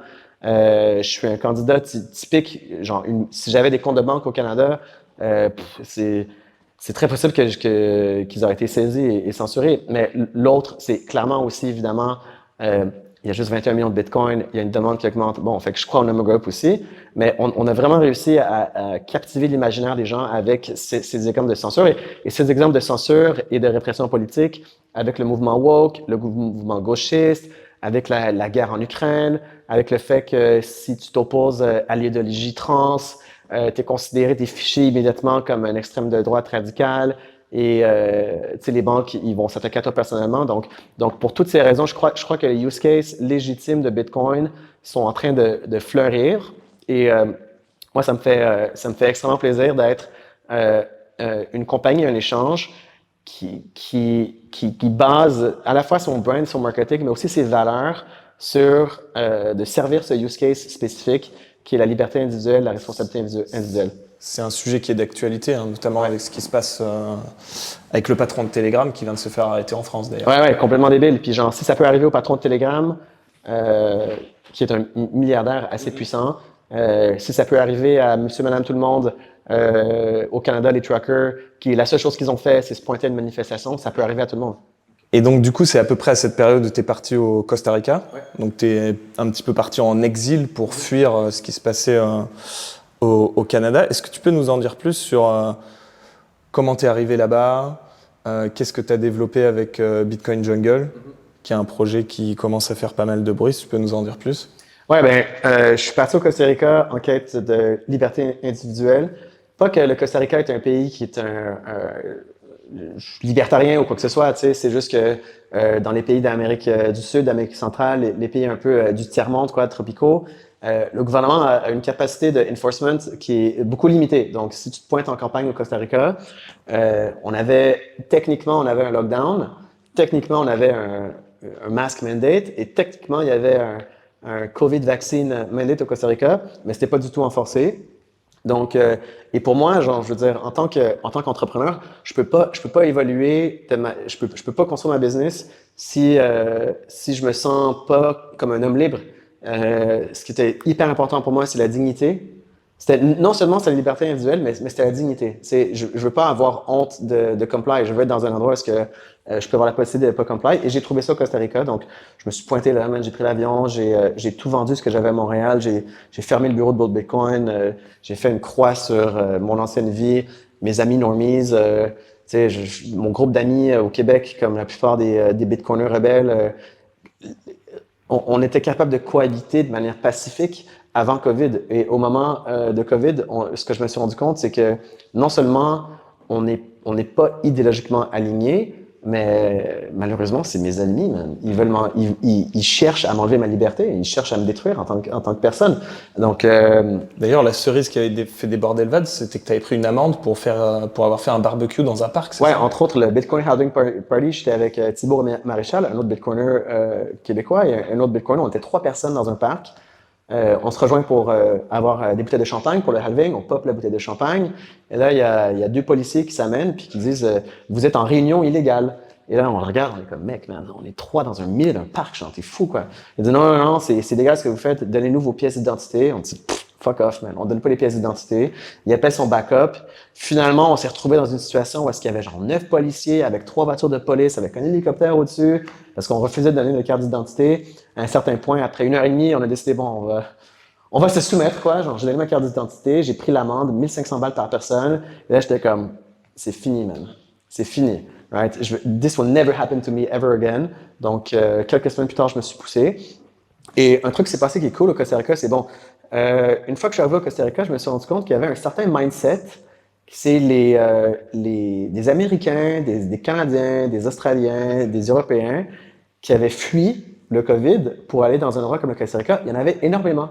Et je me suis retrouvé dans une situation où est-ce qu'il y a plein de Bitcoiners qui ont vu ce que j'ai fait sur Twitter, qui se sont barrés et qui sont venus au Costa Rica. Donc, on a commencé à construire une petite communauté de genre expats radicaux qui veulent vivre leur vie et qui comprennent l'importance de développer un set d'outils de souveraineté. Et fait que je me suis retrouvé dans ma tribu, quoi, genre des gens qui sont axés sur la liberté et la souveraineté individuelle. Donc, on a parti un meet-up, on a commencé à chiller avec les Bitcoiners. Et éventuellement, j'ai découvert, par pur hasard, qu'il y avait un projet d'économie circulaire au Costa Rica. Et je l'ai découvert par hasard parce qu'un jour, je suis allé dans un marché fermier. Donc, le genre de marché où est-ce que tu peux acheter directement des fermiers, où est-ce que tout se fait en cash, tu sais, qui est comme en dehors du système. Évidemment, pas de masque, pas de vax mandate, etc. Et je me pointe là-bas et il y a des stickers Bitcoin accepted here en espagnol partout. Genre, il y a comme 40 vendeurs de fruits, de viande, de lait, de fromage, de légumes, de plein de trucs, de café. Et tout le monde accepte Bitcoin. Et là, je suis comme, what the fuck? J'avais aucune idée que ce truc existait, tu sais. Et là, je me renseigne un peu là-dessus. Et mon premier réflexe, ça a été de dire genre, OK, c'est quoi ce système? C'est un custodial Bitcoin wallet qui est détenu par quelques mecs au Costa Rica. Et moi, j'étais genre, au début, j'étais full self-custody. N'importe qui fait un custodial wallet, je suis suspicious, man. Genre, il y a une chance qu'ils font un rug pull. Ils font un meet-up. Je me pointe au meet-up, genre, incognito, mais genre, tu sais, pas incognito parce que, évidemment, ils me connaissaient de Twitter, mais je me pointe sans m'annoncer et j'écoute les mecs qui font leur présentation sur le projet, man. C'est des maxi ultra radicaux, pro self-custody.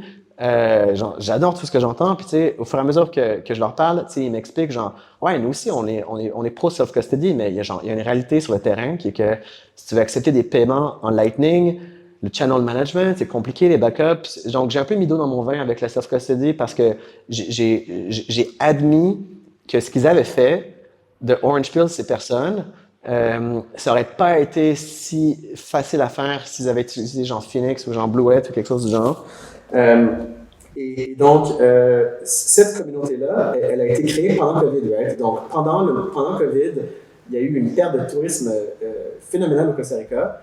Et il y a eu ces commerçants-là qui étaient aussi, tu sais, les commerçants au Costa Rica, genre, c'est des fermiers, mais ils sont sur Twitter, ils sont sur Facebook, ils sont des conspis aussi, ils sont dans les groupes Telegram, genre. Et les agriculteurs et les gens qui sont en campagne au Costa Rica, c'est comme partout dans le monde, tu sais, ils sont conservateurs, ils sont pastes, ils sont suspicious des banques, suspicious des gouvernements, leave me the fuck alone, moi je fais ma petite ferme, je fais ma vie, j'ai ma famille, etc. Donc, il y avait un terrain assez fertile pour... Puis là, ils avaient une base de clients qui étaient bitcoiners. Exactement. Donc, c'était vraiment l'alignement des incentives, quoi. Ouais. Et donc, la genèse de Bitcoin Jungle, le Bitcoin Jungle, c'est quoi? Premièrement, c'est un wallet, ça a été forké du Bitcoin Beach Wallet. Donc, c'est un Bitcoiner américain qui habite au Costa Rica, qui s'appelle Lee Salminen.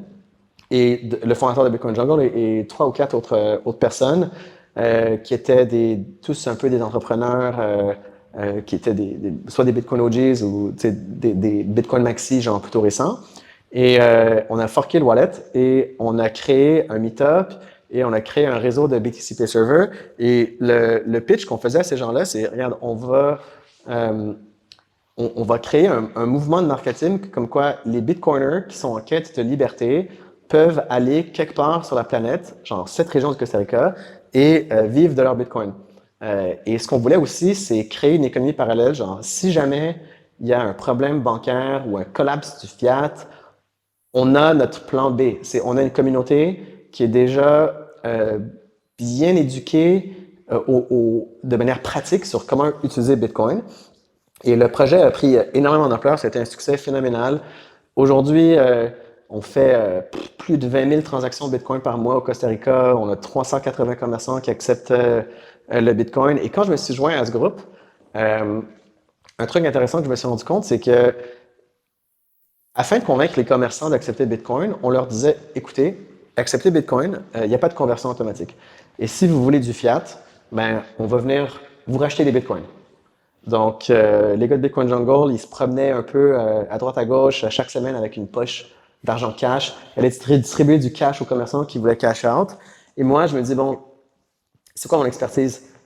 C'est de payer des factures en Bitcoin, man. Genre, ça fait, là, on est en 2021. Moi, ça fait genre 7 ans que je travaille de faire du fiat, du Bitcoin off-ramp pour du fiat. Donc, je leur dis, man, genre, c'est pas scalable ce que tu fais. Genre, on peut pas continuer à aller prendre la moto puis livrer du cash aux commerçants. Premièrement, on va se rebuter parce que si les gens savent qu'on a toujours des gros montants de cash avec nous, un certain jour, on avait un horaire où est-ce que genre on disait jamais à l'avance quand est-ce qu'on allait venir parce qu'on voulait pas que quelqu'un nous attende avec un bat de baseball, tu sais. Et aussi, on était rendu genre un peu maxed out, genre on peut pas cash out, on n'a pas tant de fiat que ça, genre pour cash out, c'est trop compliqué. Donc, je me suis associé avec les gars de Bitcoin Jungle, je leur ai dit, check, je vais prendre mon expertise avec Bull Bitcoin et je vais créer un système où les gens qui acceptent les paiements en Bitcoin peuvent très facilement le cash out pour leur compte de banque. Donc, j'ai répliqué un peu Bull Bitcoin au Costa Rica. Et, ben pas un peu, j'ai répliqué carrément Bull Bitcoin au Costa Rica. Et ce que ça m'a donné, puis ce qu'on a créé au Costa Rica, c'est l'expérience Bitcoin la plus incroyable sur la planète. C'est-à-dire qu'au Costa Rica, la réglementation sur le KYC, elle est, pour le dire, très loose. Right? Donc, c'est pas très réglementé. Donc, le KYC, c'est très, très loose au Costa Rica. Et c'est des paiements qui sont instantanés. Donc, tu passes de ton wallet Lightning, tu rentres un numéro de téléphone, parce qu'au Costa Rica, les paiements sont avec le numéro de téléphone, et tu appuies sur un bouton. Le paiement de la facture Lightning se fait automatiquement. Le fiat, il est envoyé au compte de banque du récipiendaire automatiquement. Donc, ce que ça fait aussi, c'est que en tant que touriste ou en tant qu'étranger, tu peux payer n'importe qui au Costa Rica à partir de ton wallet. Parce que même si eux n'acceptent pas Bitcoin, tu fais une conversion instantanée et tu payes la personne, elle reçoit un texto sur son téléphone comme quoi tu as reçu du fiat. Donc, ça permet aux gens de vivre genre fully unbanked. Donc, on a créé genre l'infrastructure bancaire en fait pour les gens qui veulent se débancariser. Ça, c'est un peu l'utopie de la citadelle que vous avez concrètement essayé d'une certaine manière de mettre en place, quoi. Mais ce qu'on essaie de faire, c'est une citadelle. Puis la citadelle, c'est pas le mime du genre, c'est pas le Mont-Saint-Michel, right? Où est-ce que genre c'est une ville avec des murailles. La citadelle, c'est de créer une communauté forte où tu peux vivre en Bitcoin et tu as des liens d'attachement à une tribu qui sont excessivement fortes, qui sont pas nécessairement basées sur une expérience ethnique ou religieuse, mais qui est basée sur une valeur commune, comme quoi, genre, nous sommes des individus souverains. Et c'est comme une genre d'alliance, comme quoi, genre, si ma souveraineté, si toi, tu es capable de devenir un individu souverain et moi aussi, on a genre un intérêt à collaborer pour protéger notre propre souveraineté. Tu sais, c'est une tribu qui est basée sur des valeurs communes.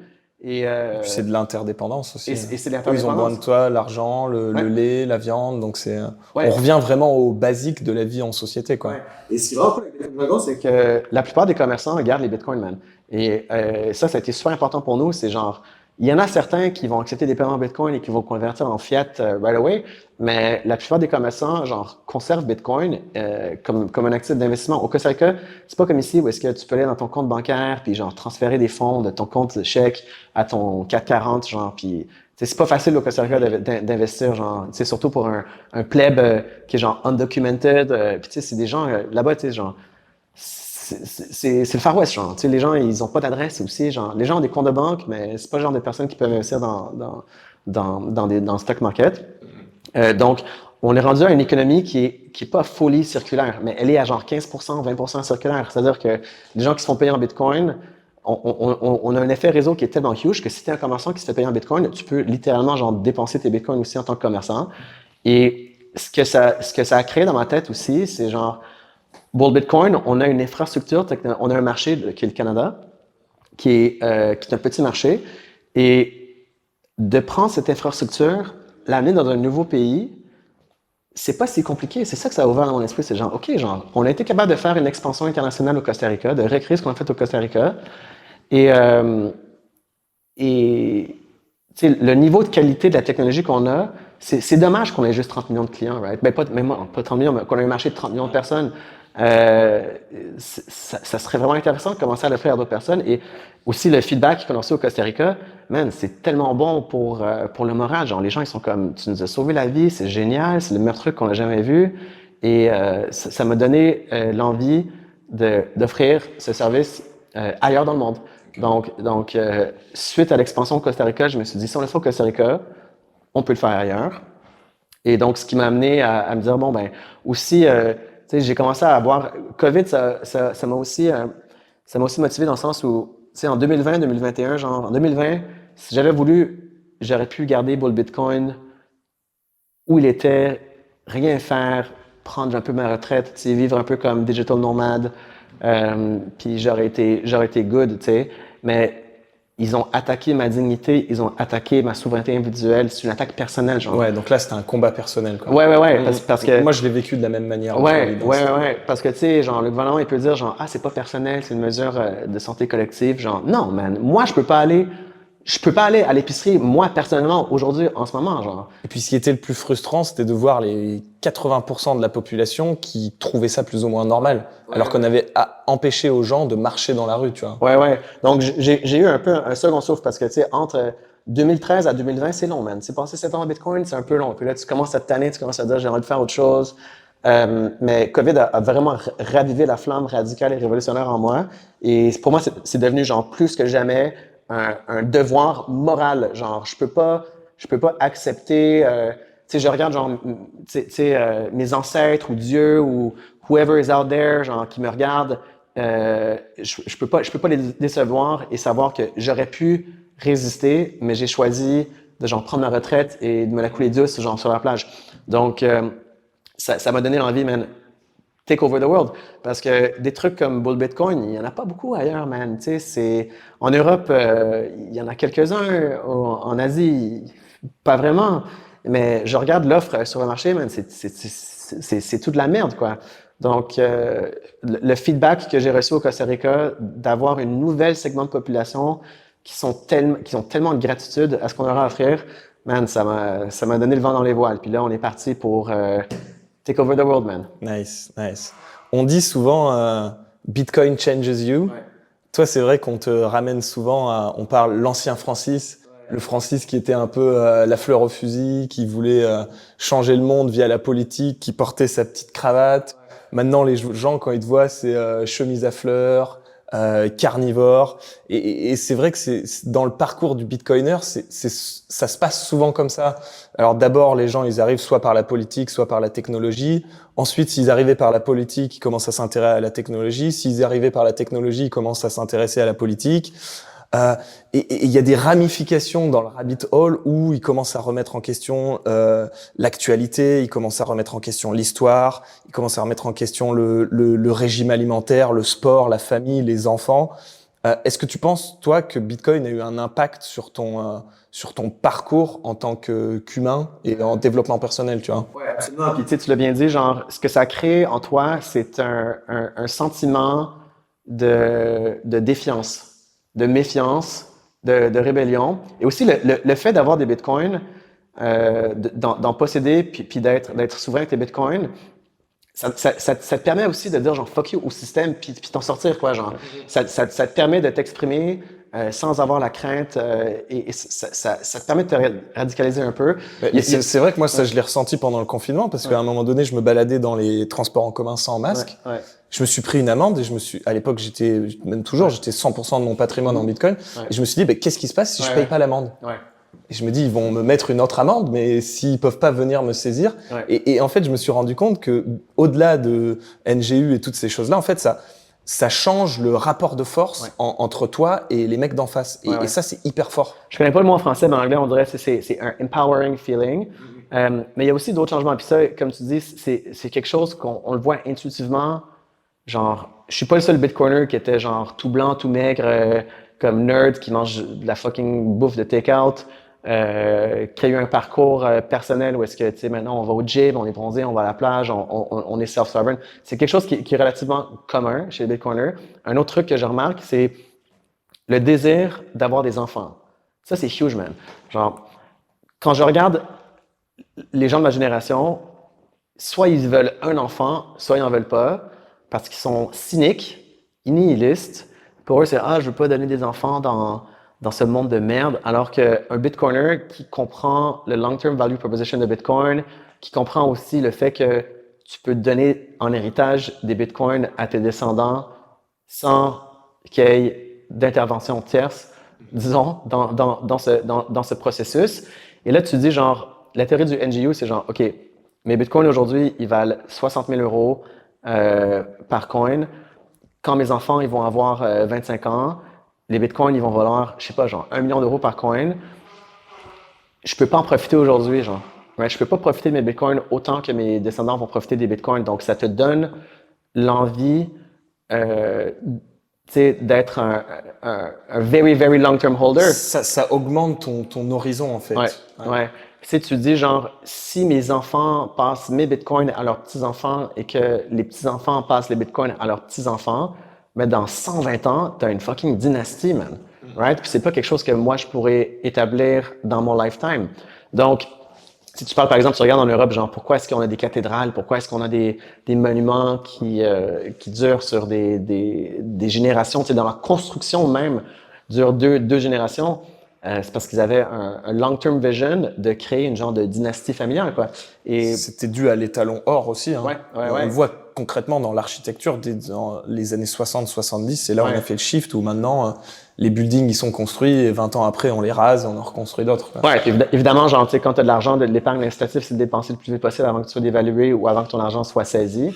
Mais là, c'est genre savoir, OK, mon argent, il est sécure physiquement par le proof of work, la cryptographie, le réseau Bitcoin. Et aussi, la valeur de mon argent est relativement sécure par le NGU. Donc là, je peux commencer à me projeter dans un avenir qui dépasse ma propre vie, quoi. Tu sais aussi, il y a l'argument genre, OK, j'ai des bitcoins, je suis un hodler, I'm never gonna sell bitcoin, I'm gonna hold forever. Ouais, mais tu fais quoi avec tes bitcoins, genre, à la fin de ta vie, genre, quoi, tu vas les laisser disparaître comme un pharaon dans ta tombe, genre, ou est-ce que tu vas créer une dynastie familiale, une descendance, je veux pas rentrer dans un argument genre master race, mais on a la capacité de créer une nouvelle caste d'individus qui sont idéologiquement souverains et qui ont les moyens de se défendre. Et c'est comme ça qu'on peut recréer une nouvelle civilisation. Tu sais, je veux dire, moi, mes enfants. Il faut gagner la guerre démographique. Hein. Ouais, il faut absolument gagner la guerre démographique. Et ça, les Amish, ils l'ont très bien compris. Hein. Ouais. Puis tu sais, il y a aussi le fait que, genre, avec la descendance Bitcoin, tu as une responsabilité, c'est de bien éduquer les enfants parce que tu vas leur donner une responsabilité immense quand tu meurs. Genre, tu vas leur donner ton stage de Bitcoin.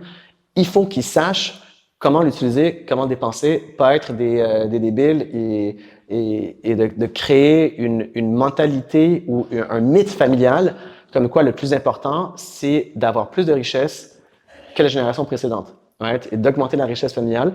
Donc, un des changements que moi j'ai eu, c'est genre en 2020, pendant le COVID, ça m'est rentré tout de suite, man. J'étais comme, il faut faire des enfants, man. Il faut faire des enfants. Et aussi, quand je regarde, tu sais, il y a une mentalité qui est très faible. Hein. Tu sais, les Gen Z qui sont woke, qui sont... Moi, j'ai une cousine, un jour, elle m'a dit, je veux pas d'enfants parce que à cause du réchauffement climatique. On en est arrivé là. Hein. Tant mieux. C'est la sélection naturelle. Ça fait moins de concurrence pour nos enfants. Right? Puis là, je me dis, genre, comparé à la génération actuelle, nos enfants, qui ont les moyens avec les bitcoins et qui ont les valeurs avec les valeurs des individus souverains, la liberté, la responsabilité, ça va être des surhommes, quoi. Right? Ça va être une nouvelle caste. Et aussi, comme tu dis, genre, moi, bon, j'étais jamais anti-vax. J'ai jamais été anti-vax avant COVID. Mais le fait que je suis un bitcoiner puis qu'il me propose un vaccin, immédiatement, je suis genre, what the fuck is that? Genre, je fais la recherche sur le vaccin. Et quand tu comprends que fiat currency is a total lie, c'est facile d'accepter que pharma is a total lie. Donc, moi, j'ai pas pris de médicaments, man. Aucun médicament depuis 2020. Si je me coupe, man, je mets plus d'antibiotiques. Je bois plus l'eau du robinet, je bois plus de fluor. Je suis rendu full conspi, genre. Mais et au niveau de la nourriture, genre, je suis tombé dans le même meme des seed oils. Et tu sais, il y a aussi le fait, genre, le wisdom of the ancients, genre, tu sais, comme une citation de, je sais pas si c'était Socrate ou Platon, comme quoi la plus grande tragédie, c'est qu'un homme ne puisse pas avoir su un jour ce de quoi son corps était finalement capable, tu sais, d'avoir manqué l'opportunité d'explorer, genre, à quel point tu peux être physiquement puissant, genre. C'est tout ce genre de truc-là. Pour moi, c'est un gros mishmash culturel de défiance, de retour au wisdom of the ancients. Et puis même l'aspect, genre, si tu es responsable de ta seed et donc de ta souveraineté monétaire, tu peux pas abandonner ton enveloppe physique. Ouais. Tu vois ce que je veux dire? Parce que c'est toi le garant de ton stack. C'est pas un banquier, c'est pas un policier ou c'est pas un mec armé dans un compte en Suisse, tu vois. Ouais, Et ça, je pense que psychologiquement, d'une certaine manière, ça doit jouer, tu vois. Et il faut développer des outils de résistance et ton propre corps, c'est un outil de résistance potentiel. Il faut que tu sois capable de... Et l'idée, par exemple, aussi que genre, l'État va te protéger, right?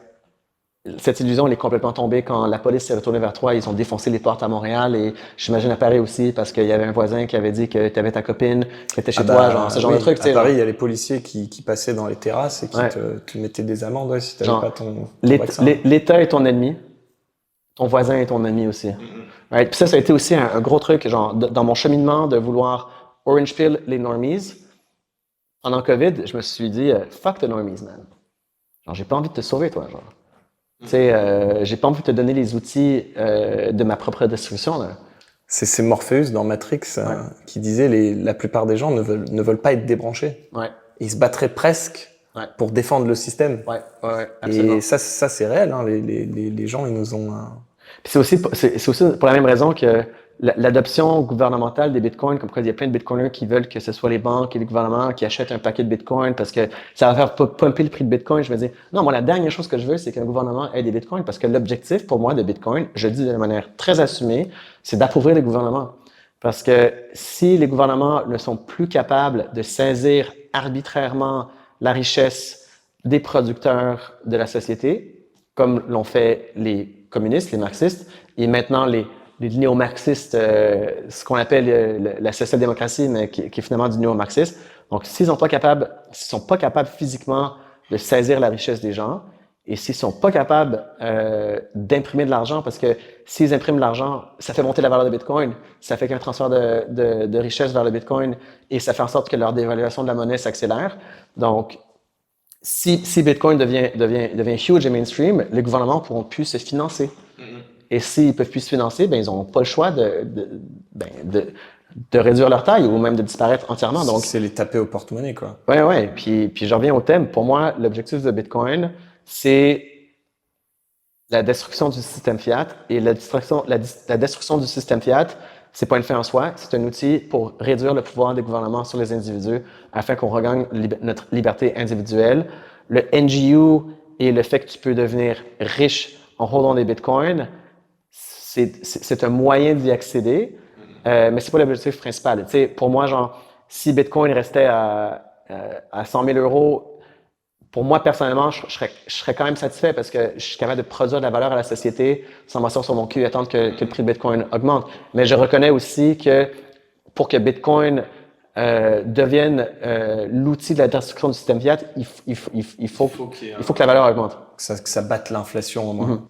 Donc du coup, Francis, ce qui est assez intéressant avec toi, c'est que tu viens du Québec, donc c'est la partie française qui est francophone du Canada. Quel est ton rapport avec la France ? Tu es français de par ta mère, il me semble. Quelle est un petit peu ta relation avec le vieux continent, on va dire ? Bonne question. J'accorde une très, très grande importance à ma culture et à mon ethnicité de Canadien français. Donc, ma famille est arrivée au Québec en 1657. On est en quelque sorte une des familles fondatrices de la nation québécoise. La plupart des Québécois de souche, qu'on appelle, des Canadiens français, c'est des familles qui sont arrivées, je pense qu'il y en a à peu près, je dirais, peut-être 10 000 familles qui ont généré une population de 12 millions de Canadiens français. Au Québec, on est 8, mais il y en a aux États-Unis et puis il y en a dans le reste du Canada. Et on est une nation qui a une société qui est très distincte en Amérique. On est resté très français. Donc, les Québécois, on est un peu la version redneck américaine de la France. Mais, je veux dire, quand t'es à Montréal, on écoute la télé française, on écoute les nouvelles françaises, on s'intéresse à la politique française, on regarde les films français. Évidemment, on a nos propres films, notre propre culture, notre propre musique, mais je me considère français. Et également, j'ai des origines françaises et même bretonnes. Donc, mon grand-père, c'était un breton qui parlait couramment la langue bretonne à la maison, qui est arrivé au Canada dans les années 50. Et j'ai passé mes étés en France, j'adore la France et je suis citoyen français. Donc, même si en premier, pour moi, je suis Canadien-Français en premier, qui est pas la même chose que Québécois, parce que Québécois, c'est une définition politique, juridictionnelle. Euh, mais il y a des Canadiens français en Amérique du Nord, au Vermont, en Ontario, etc., etc. Et c'est très important pour moi d'être en touche avec mes origines. D'ailleurs, j'ai eu un bébé avec une femme française très récemment, et je veux que ma fille soit française. Okay. Je veux qu'elle parle français. Je veux qu'elle se reconnaisse dans l'histoire de la nation française, dans la nation bretonne, dans la nation franco-canadienne. Je veux pas que mon enfant soit un citoyen du monde. Ouais, je veux pas que ce soit. Moi, je suis très patriotique. Mais pas patriotique. Je suis nationaliste. En discutant avec toi, j'ai vraiment compris que il n'y avait pas vraiment d'identité canadienne pour toi, en tout cas, et pour sûrement une grosse partie des Québécois, et que c'était vraiment non, on est des Français du Canada, quoi. Ouais, absolument. Et on est une société aussi qui est très homogène au Québec, c'est-à-dire que les Canadiens français représentent, je sais pas, 75% de la population. Et c'est pas juste une distinction qui est linguistique, by the way. Genre, si tu regardes sur Wikipédia, genre Canadien français, c'est une ethnie. Donc évidemment, c'est nord de la France, mélange ethniquement, originellement, c'est genre nord de la France, un peu de la Bretagne, un peu du centre de la France. Mais tu sais, génétiquement, je veux dire, quand tu as 10 000 familles qui créent une population de genre 10 millions, ben tu sais, je veux dire, on a une petite distinctivité genre génétique.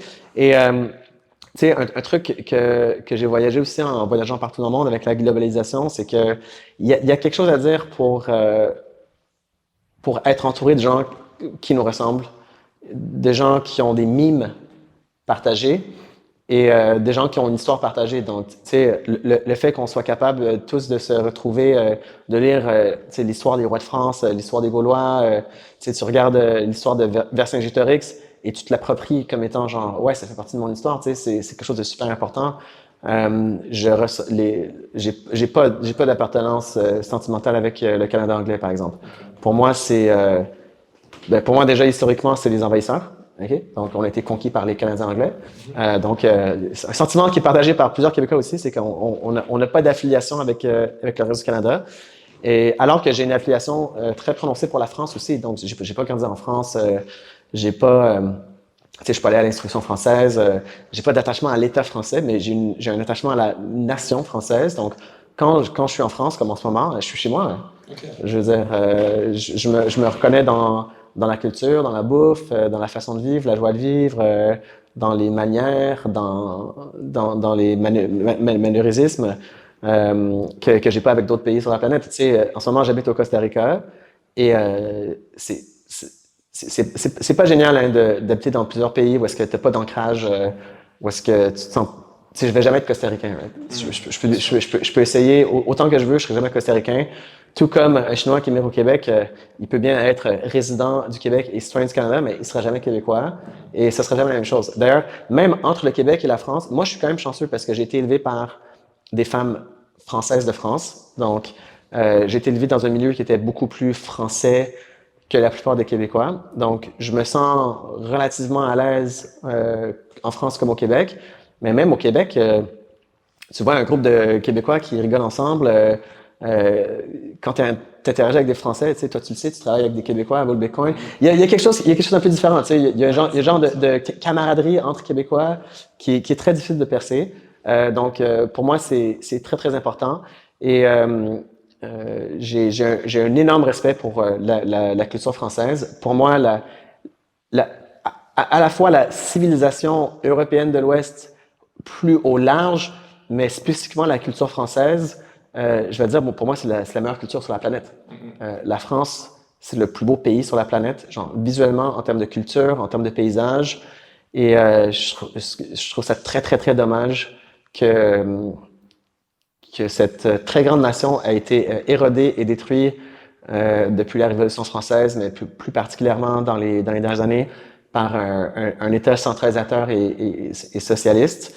D'ailleurs, en parlant de ça, j'ai vu que tu avais un petit peu suivi parce que tu étais en France au moment où il y a eu les élections. Qu'est-ce que tu penses un peu du cirque médiatique français, de cette opposition entre la droite, la gauche? On a un peu l'impression que, économiquement parlant, sur tous les sujets un peu sérieux, ils sont tous plus ou moins d'accord, mais on essaye de mettre en avant des sujets sociétaux du genre l'immigration ou les théories des genres pour essayer de créer une fausse dichotomie entre la gauche et la droite. Toi, avec ton point de vue de Québécois, de Français du Canada, tu t'en penses quoi de tout ça? Ben déjà, la politique française, elle est remarquablement similaire à la politique québécoise. Un fait saillant, c'est qu'il n'y a pas de gauche et de droite. Right? C'est très différent des États-Unis où est-ce que tu as un clivage idéologique entre les libertariens, parce que les républicains américains qui sont de la vague Trump, de la vague MAGA, de la vague Vivek Ramaswamy, de la vague Tucker Carlson, donc les néoconservateurs ou les néo-républicains, tu as un clivage idéologique free market, individual liberty versus big state et versus socialism. Et ça donne aussi qu'il y a le même clivage entre les woke et les based, disons. Alors qu'en France, il n'y a pas de clivage, selon moi, entre le Front National puis les communistes. Là, je sais pas que c'est un peu 50 Shades of Socialism. Ouais. Genre, tu regardes leur programme politique et c'est comme, moi, ils vont dépenser autant d'argent, ils vont augmenter la taille de l'État, ils vont réglementer. Par exemple, même au niveau genre liberté individuelle, Bitcoin, économie de marché, c'est tous de la gauche. C'est des sujets dont on n'aborde même pas en fait, dans le débat public. Et la seule distinction, c'est des micro-distinctions, des wedge issues qui sont culturelles.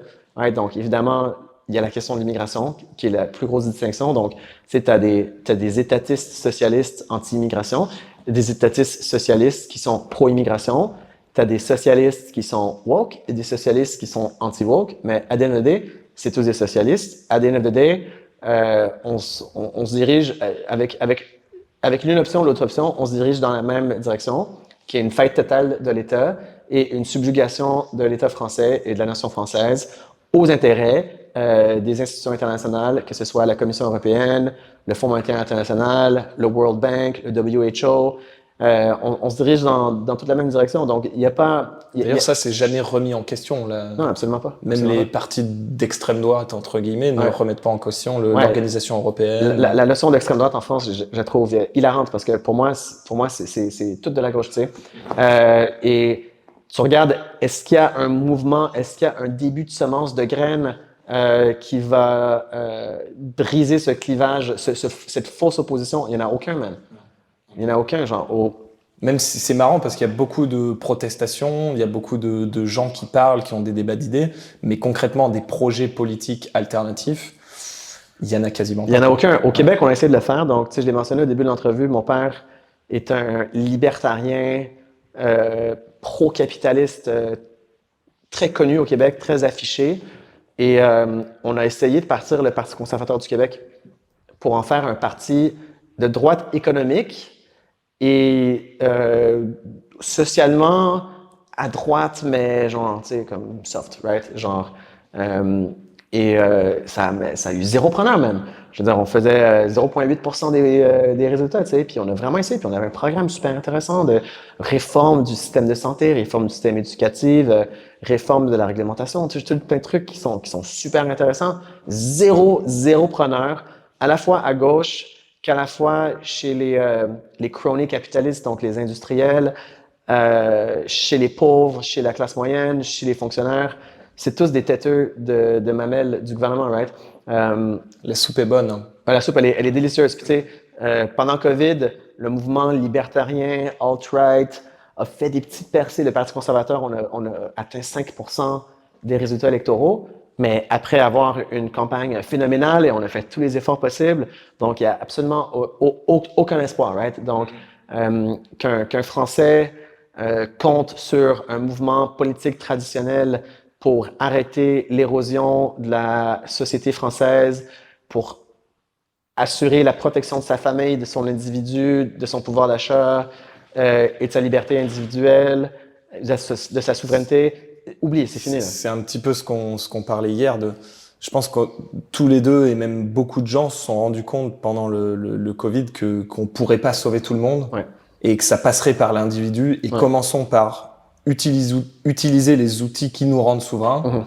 Et déjà, si on fait ça et qu'on se change nous-mêmes, automatiquement, ça apportera des changements dans la société, quoi. Ouais, et tu regardes d'ailleurs, avec l'Union européenne, les grands enjeux importants au niveau de l'économie, de la réglementation, de toute façon, ils sont jamais décidés en France, right? Donc, par exemple, tu regardes la réglementation crypto, Bitcoin, qui s'en vient en France. MiCA, tout ça. MiCA et tout ça, ça vient de l'Union européenne, puis ça empêche l'arbitrage juridictionnel. Et ça, c'est la chose la plus importante pour les États. Les États, ils veulent absolument pas qu'il y ait un autre État qui ait une meilleure offre. Les gouvernements, ce sont des entreprises criminelles, mais ce sont aussi genre des entreprises qui ont des clients qui sont les payeurs de taxes, les contribuables, et ils veulent à tout prix éviter la concurrence entre les États, parce que s'il y a de la concurrence entre les États, il y aura un nivellement vers le bas où est-ce qu'ils vont devoir... Si on est maltraité quelque part, on pourra aller ailleurs. Ouais. Et du coup, vu que c'est nivelé plus ou moins partout, là, c'est un espèce de gros goulag géant qui a toutes les mêmes règles, en fait. Ouais. Puis en Europe, tranquillement et sûrement, il y a encore des distinctions entre les pays. Tu sais, il y a des pays où est-ce qu'il fait mieux vivre, le coût de la vie est un peu moins cher. Mais au niveau de, genre, dans quel état est-ce que j'établis mon entreprise et ma personne pour assurer ma protection et la pérennité de mon legacy avec mon wealth, avec mes descendants, c'est plus ou moins du pareil au même. Et les portes sont en train de se refermer, man. Genre, un peu partout, là. Ils sont en train de faire l'exit. Donc, si tu peux pas faire un exit géopolitique, il faut faire un exit monétaire.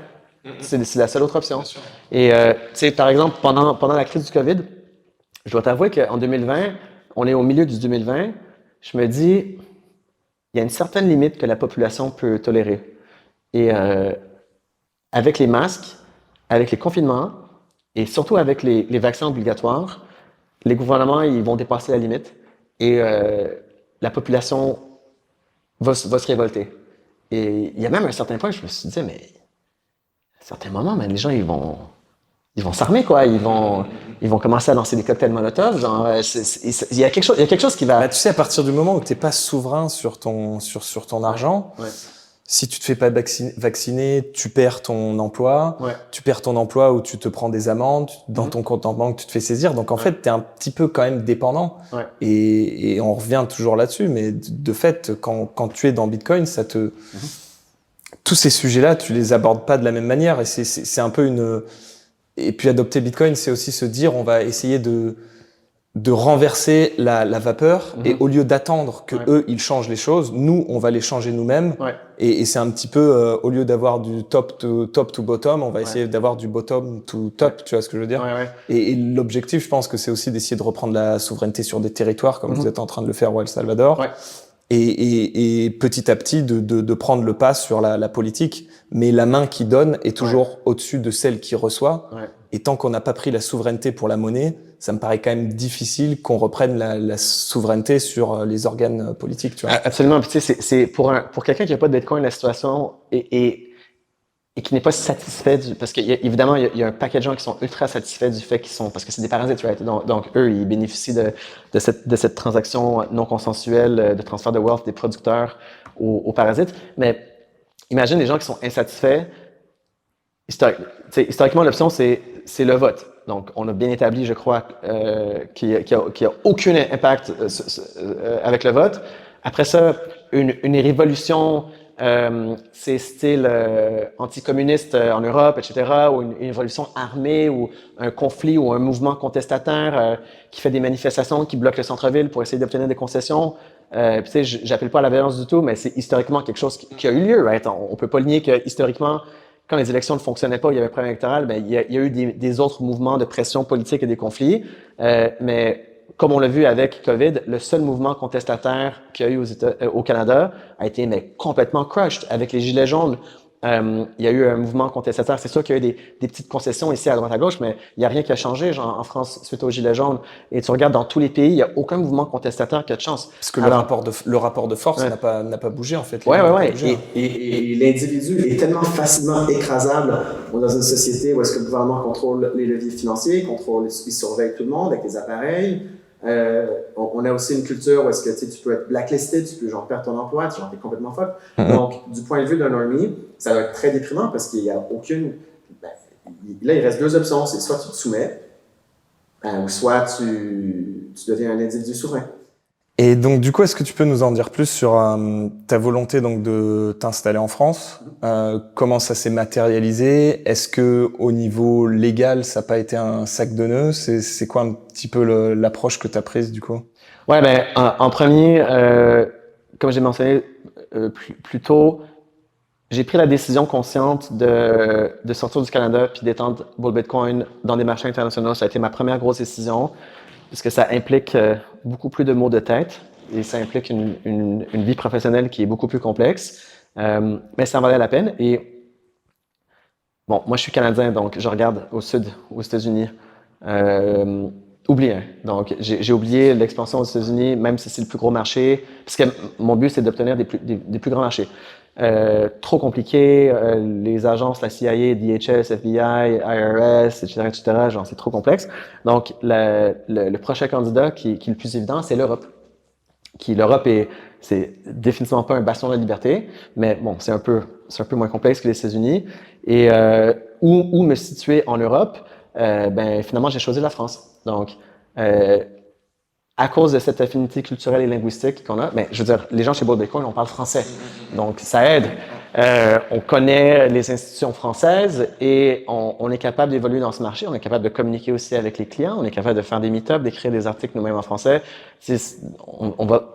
Pour moi, j'ai pas envie d'aller lancer à Bangkok, genre.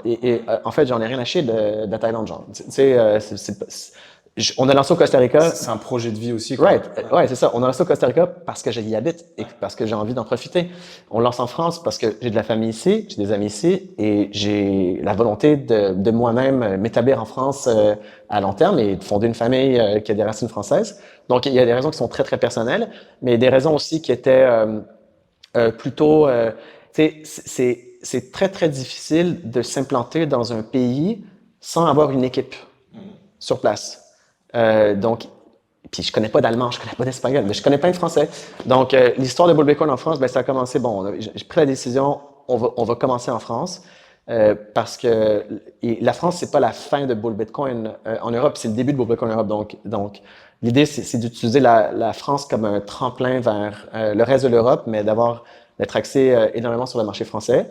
Donc, première personne qu'il fallait que je rencontre, il fallait qu'on trouve un directeur général, genre une personne qui serait le lieutenant ou le porte-étendard, le porte-parole de Bull Bitcoin en France. Donc, on a fait plusieurs entrevues et finalement, je suis tombé sur Théo Mogenet, que d'ailleurs, je ne connaissais pas du tout avant de le rencontrer. Mais ce qui est intéressant, c'est que c'est une personne qui venait chaudement recommandée par plusieurs personnes. Donc, plusieurs personnes me parlaient de Théo comme étant genre, ouais, tu devrais trop parler à Théo. Et après avoir parlé à Théo, je me suis rendu compte, on a un parcours qui est assez similaire. Tu sais, les deux, on a le parcours de l'économie autrichienne, un background un peu genre, initialement au moins genre un peu plus intellectuel, qui approche Bitcoin de manière très posée, très réfléchie, très rationnelle.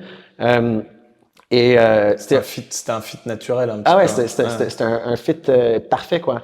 Et aussi un maxi, et on partage aussi les mêmes valeurs en dehors de Bitcoin, ce qui est relativement important. Tu sais, je vais pas, en fait, tu sais, quand je recrute des gens, je dois avouer que il faut qu'il y ait un fit culturel avec la culture de Bull Bitcoin, tu sais, parce que Bull Bitcoin prend des positions politiques qui représentent toute la boîte, right? Fait que, tu sais, si t'es un gauchiste woke, tu sais, genre, je sais pas, genre globaliste, tu vas pas trop fitter dans la boîte, right? On a une certaine culture d'entreprise qui est genre radicale, right? Anti-establishment. Puis j'ai retrouvé ça chez Théo. Et bon, ben, première étape, bon, on a trouvé la personne, parce qu'en même temps aussi, on fait une expansion dans d'autres pays. Donc, et moi, je suis une personne je travaille beaucoup, les gens. Fait que je peux pas faire tout seul. Et la job la plus importante pour moi d'un CEO d'une business, c'est de monter la bonne équipe, right? C'est de bien s'entourer. C'est le facteur humain, toujours. Ouais, absolument. C'est de pouvoir déléguer à des gens dont tu peux t'assurer que le raisonnement va générer des résultats qui sont relativement semblables à ton propre raisonnement. Toutes les personnes sont différentes, mais vraisemblablement, c'est ça. Et aussi, c'est super important pour moi d'avoir des personnes qui sont éthiquement et moralement solides. J'ai pas envie de questionner l'éthique personnelle d'une personne. Tu peux être le plus compétent sur la planète. Si tu es une merde immorale, genre, je veux rien savoir de toi, tu sais. Et là, on a commencé à bâtir l'équipe, donc je t'ai rencontré toi. Donc, en fait, je t'ai pas rencontré depuis pas mal de mais en temps fait, sur les réseaux. je te On avait connaissais. pas mal interagi, ouais. Je te connaissais de nom. Je savais que tu étais français parce que je voyais aussi genre des tweets que tu postais sur la boucherie ou des trucs de même. Genre, tu sais, je te suivais, je te trouvais super drôle. Je connaissais également Gilles et les trois, vous vous connaissiez. Donc, Gilles, je l'ai connu, en 2014, quoi. Genre, je l'ai rencontré à Paris, à une conférence Bitcoin de merde, pas de merde, mais une conférence Bitcoin en 2014. Et on s'est croisés au fil des années. On était les deux dans le camp aussi de la guerre des blocs. On était dans le camp Maxi, le camp Cypherpunk, et donc on se connaissait de nom. On a travaillé aussi d'ailleurs sur des trucs similaires avec le timestamping sur la blockchain, etc. Donc on avait une affiliation. Et moi je suis super content. Donc on a monté une équipe de malades, quoi. Genre on a Théo qui est genre, je sais pas, genre l'intello qui se présente bien et qui est vraiment capable de tenir un débat ardu avec des gens pendant 2 heures et de se porter porte-parole du message. Le meme master et marketing guy, et Gilles qui a l'expérience en project management, qui a l'expérience en technologie, qui est d'ailleurs lui-même un ingénieur et qui comprend ce qu'on fait. Qui est un peu aussi d'ailleurs le maxi de service en France. Ouais. Et tu sais, genre, la première fois qu'on s'est parlé, par exemple, tu sais, je t'expliquais qu'est-ce qu'on voulait avoir comme objectif en France, tu sais, aussi de ramener le même genre de narratif qui est pas le narratif maxi, mais qui est le narratif plus genre cypherpunk-based, maxi, qui existe. Souveraineté individuelle. Souveraineté individuelle. Un narratif qui est très commun aux États-Unis, right? Ouais, mais c'est vrai que les gens en général ne se lancent pas trop dans le politique en France. Ouais. Parce qu'ils ont peur de choquer, ouais. Ils ont peur de froisser leurs investisseurs. Et moi, c'est vrai que je suis entrepreneur plus ou moins depuis 5-6 ans. Et si c'était pas une boîte comme Bull Bitcoin, je me serais jamais lancé dans ce projet-là parce que je me serais dit, j'ai envie de garder ma liberté de ton sur les réseaux, j'ai envie d'assumer mes positions. Et je savais que ça fitterait avec Bull Bitcoin, en fait. Ouais, et puis aussi, c'est quelque chose que on veut aussi permettre aux Bitcoiners français de s'assumer un peu plus en se faisant porter dans dehors de ce discours-là, tu sais. Fait que si Bull Bitcoin, c'est un succès en France, les gens qui souscrivent à nos valeurs, que ce soit nos valeurs relatives à Bitcoin ou nos valeurs de manière plutôt large, peut-être qu'ils vont se sentir plus capables de s'exprimer parce que si nous on le fait et qu'on est capable d'être successful en se faisant, ben ça va peut-être encourager d'autres personnes à le faire. Donc au niveau du process, donc là on est, notre idée principale c'était de créer une boîte en France de toutes pièces et de s'inscrire au régime réglementaire, etc. Mais c'est compliqué en Europe, hein, c'est compliqué en France. Et finalement, on a été super chanceux. Donc, on a découvert qu'il y avait un groupe de Bitcoiners qui existait déjà en France, qui était le groupe de Bitcoin Lyon. Bien sûr. Qui sont basés à Lyon. Ouais, Jimmy et compagnie.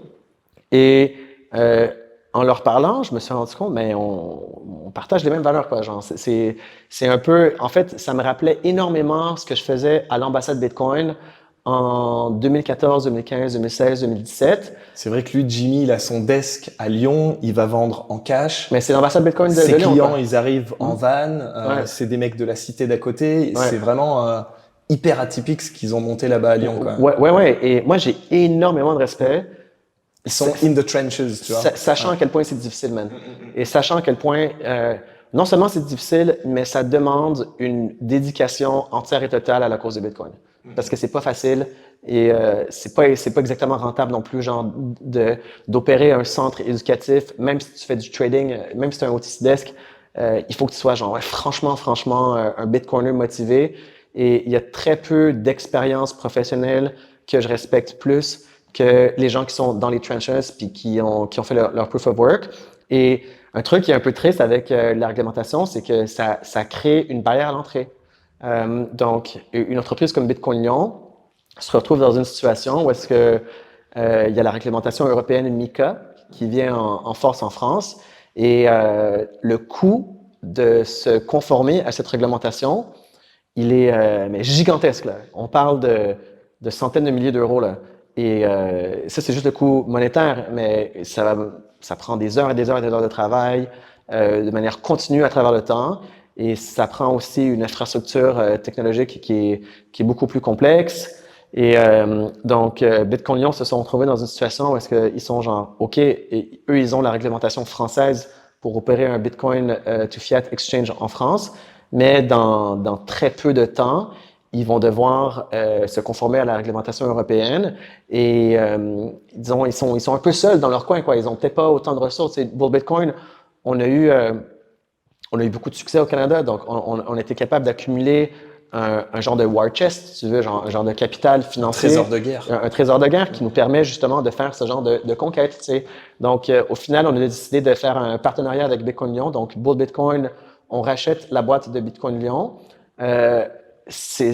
Pour moi, c'est genre un des meilleurs deals de l'histoire de Bitcoin parce que nous, ce que ça fait, c'est que ça nous sauve énormément de temps, énormément d'argent.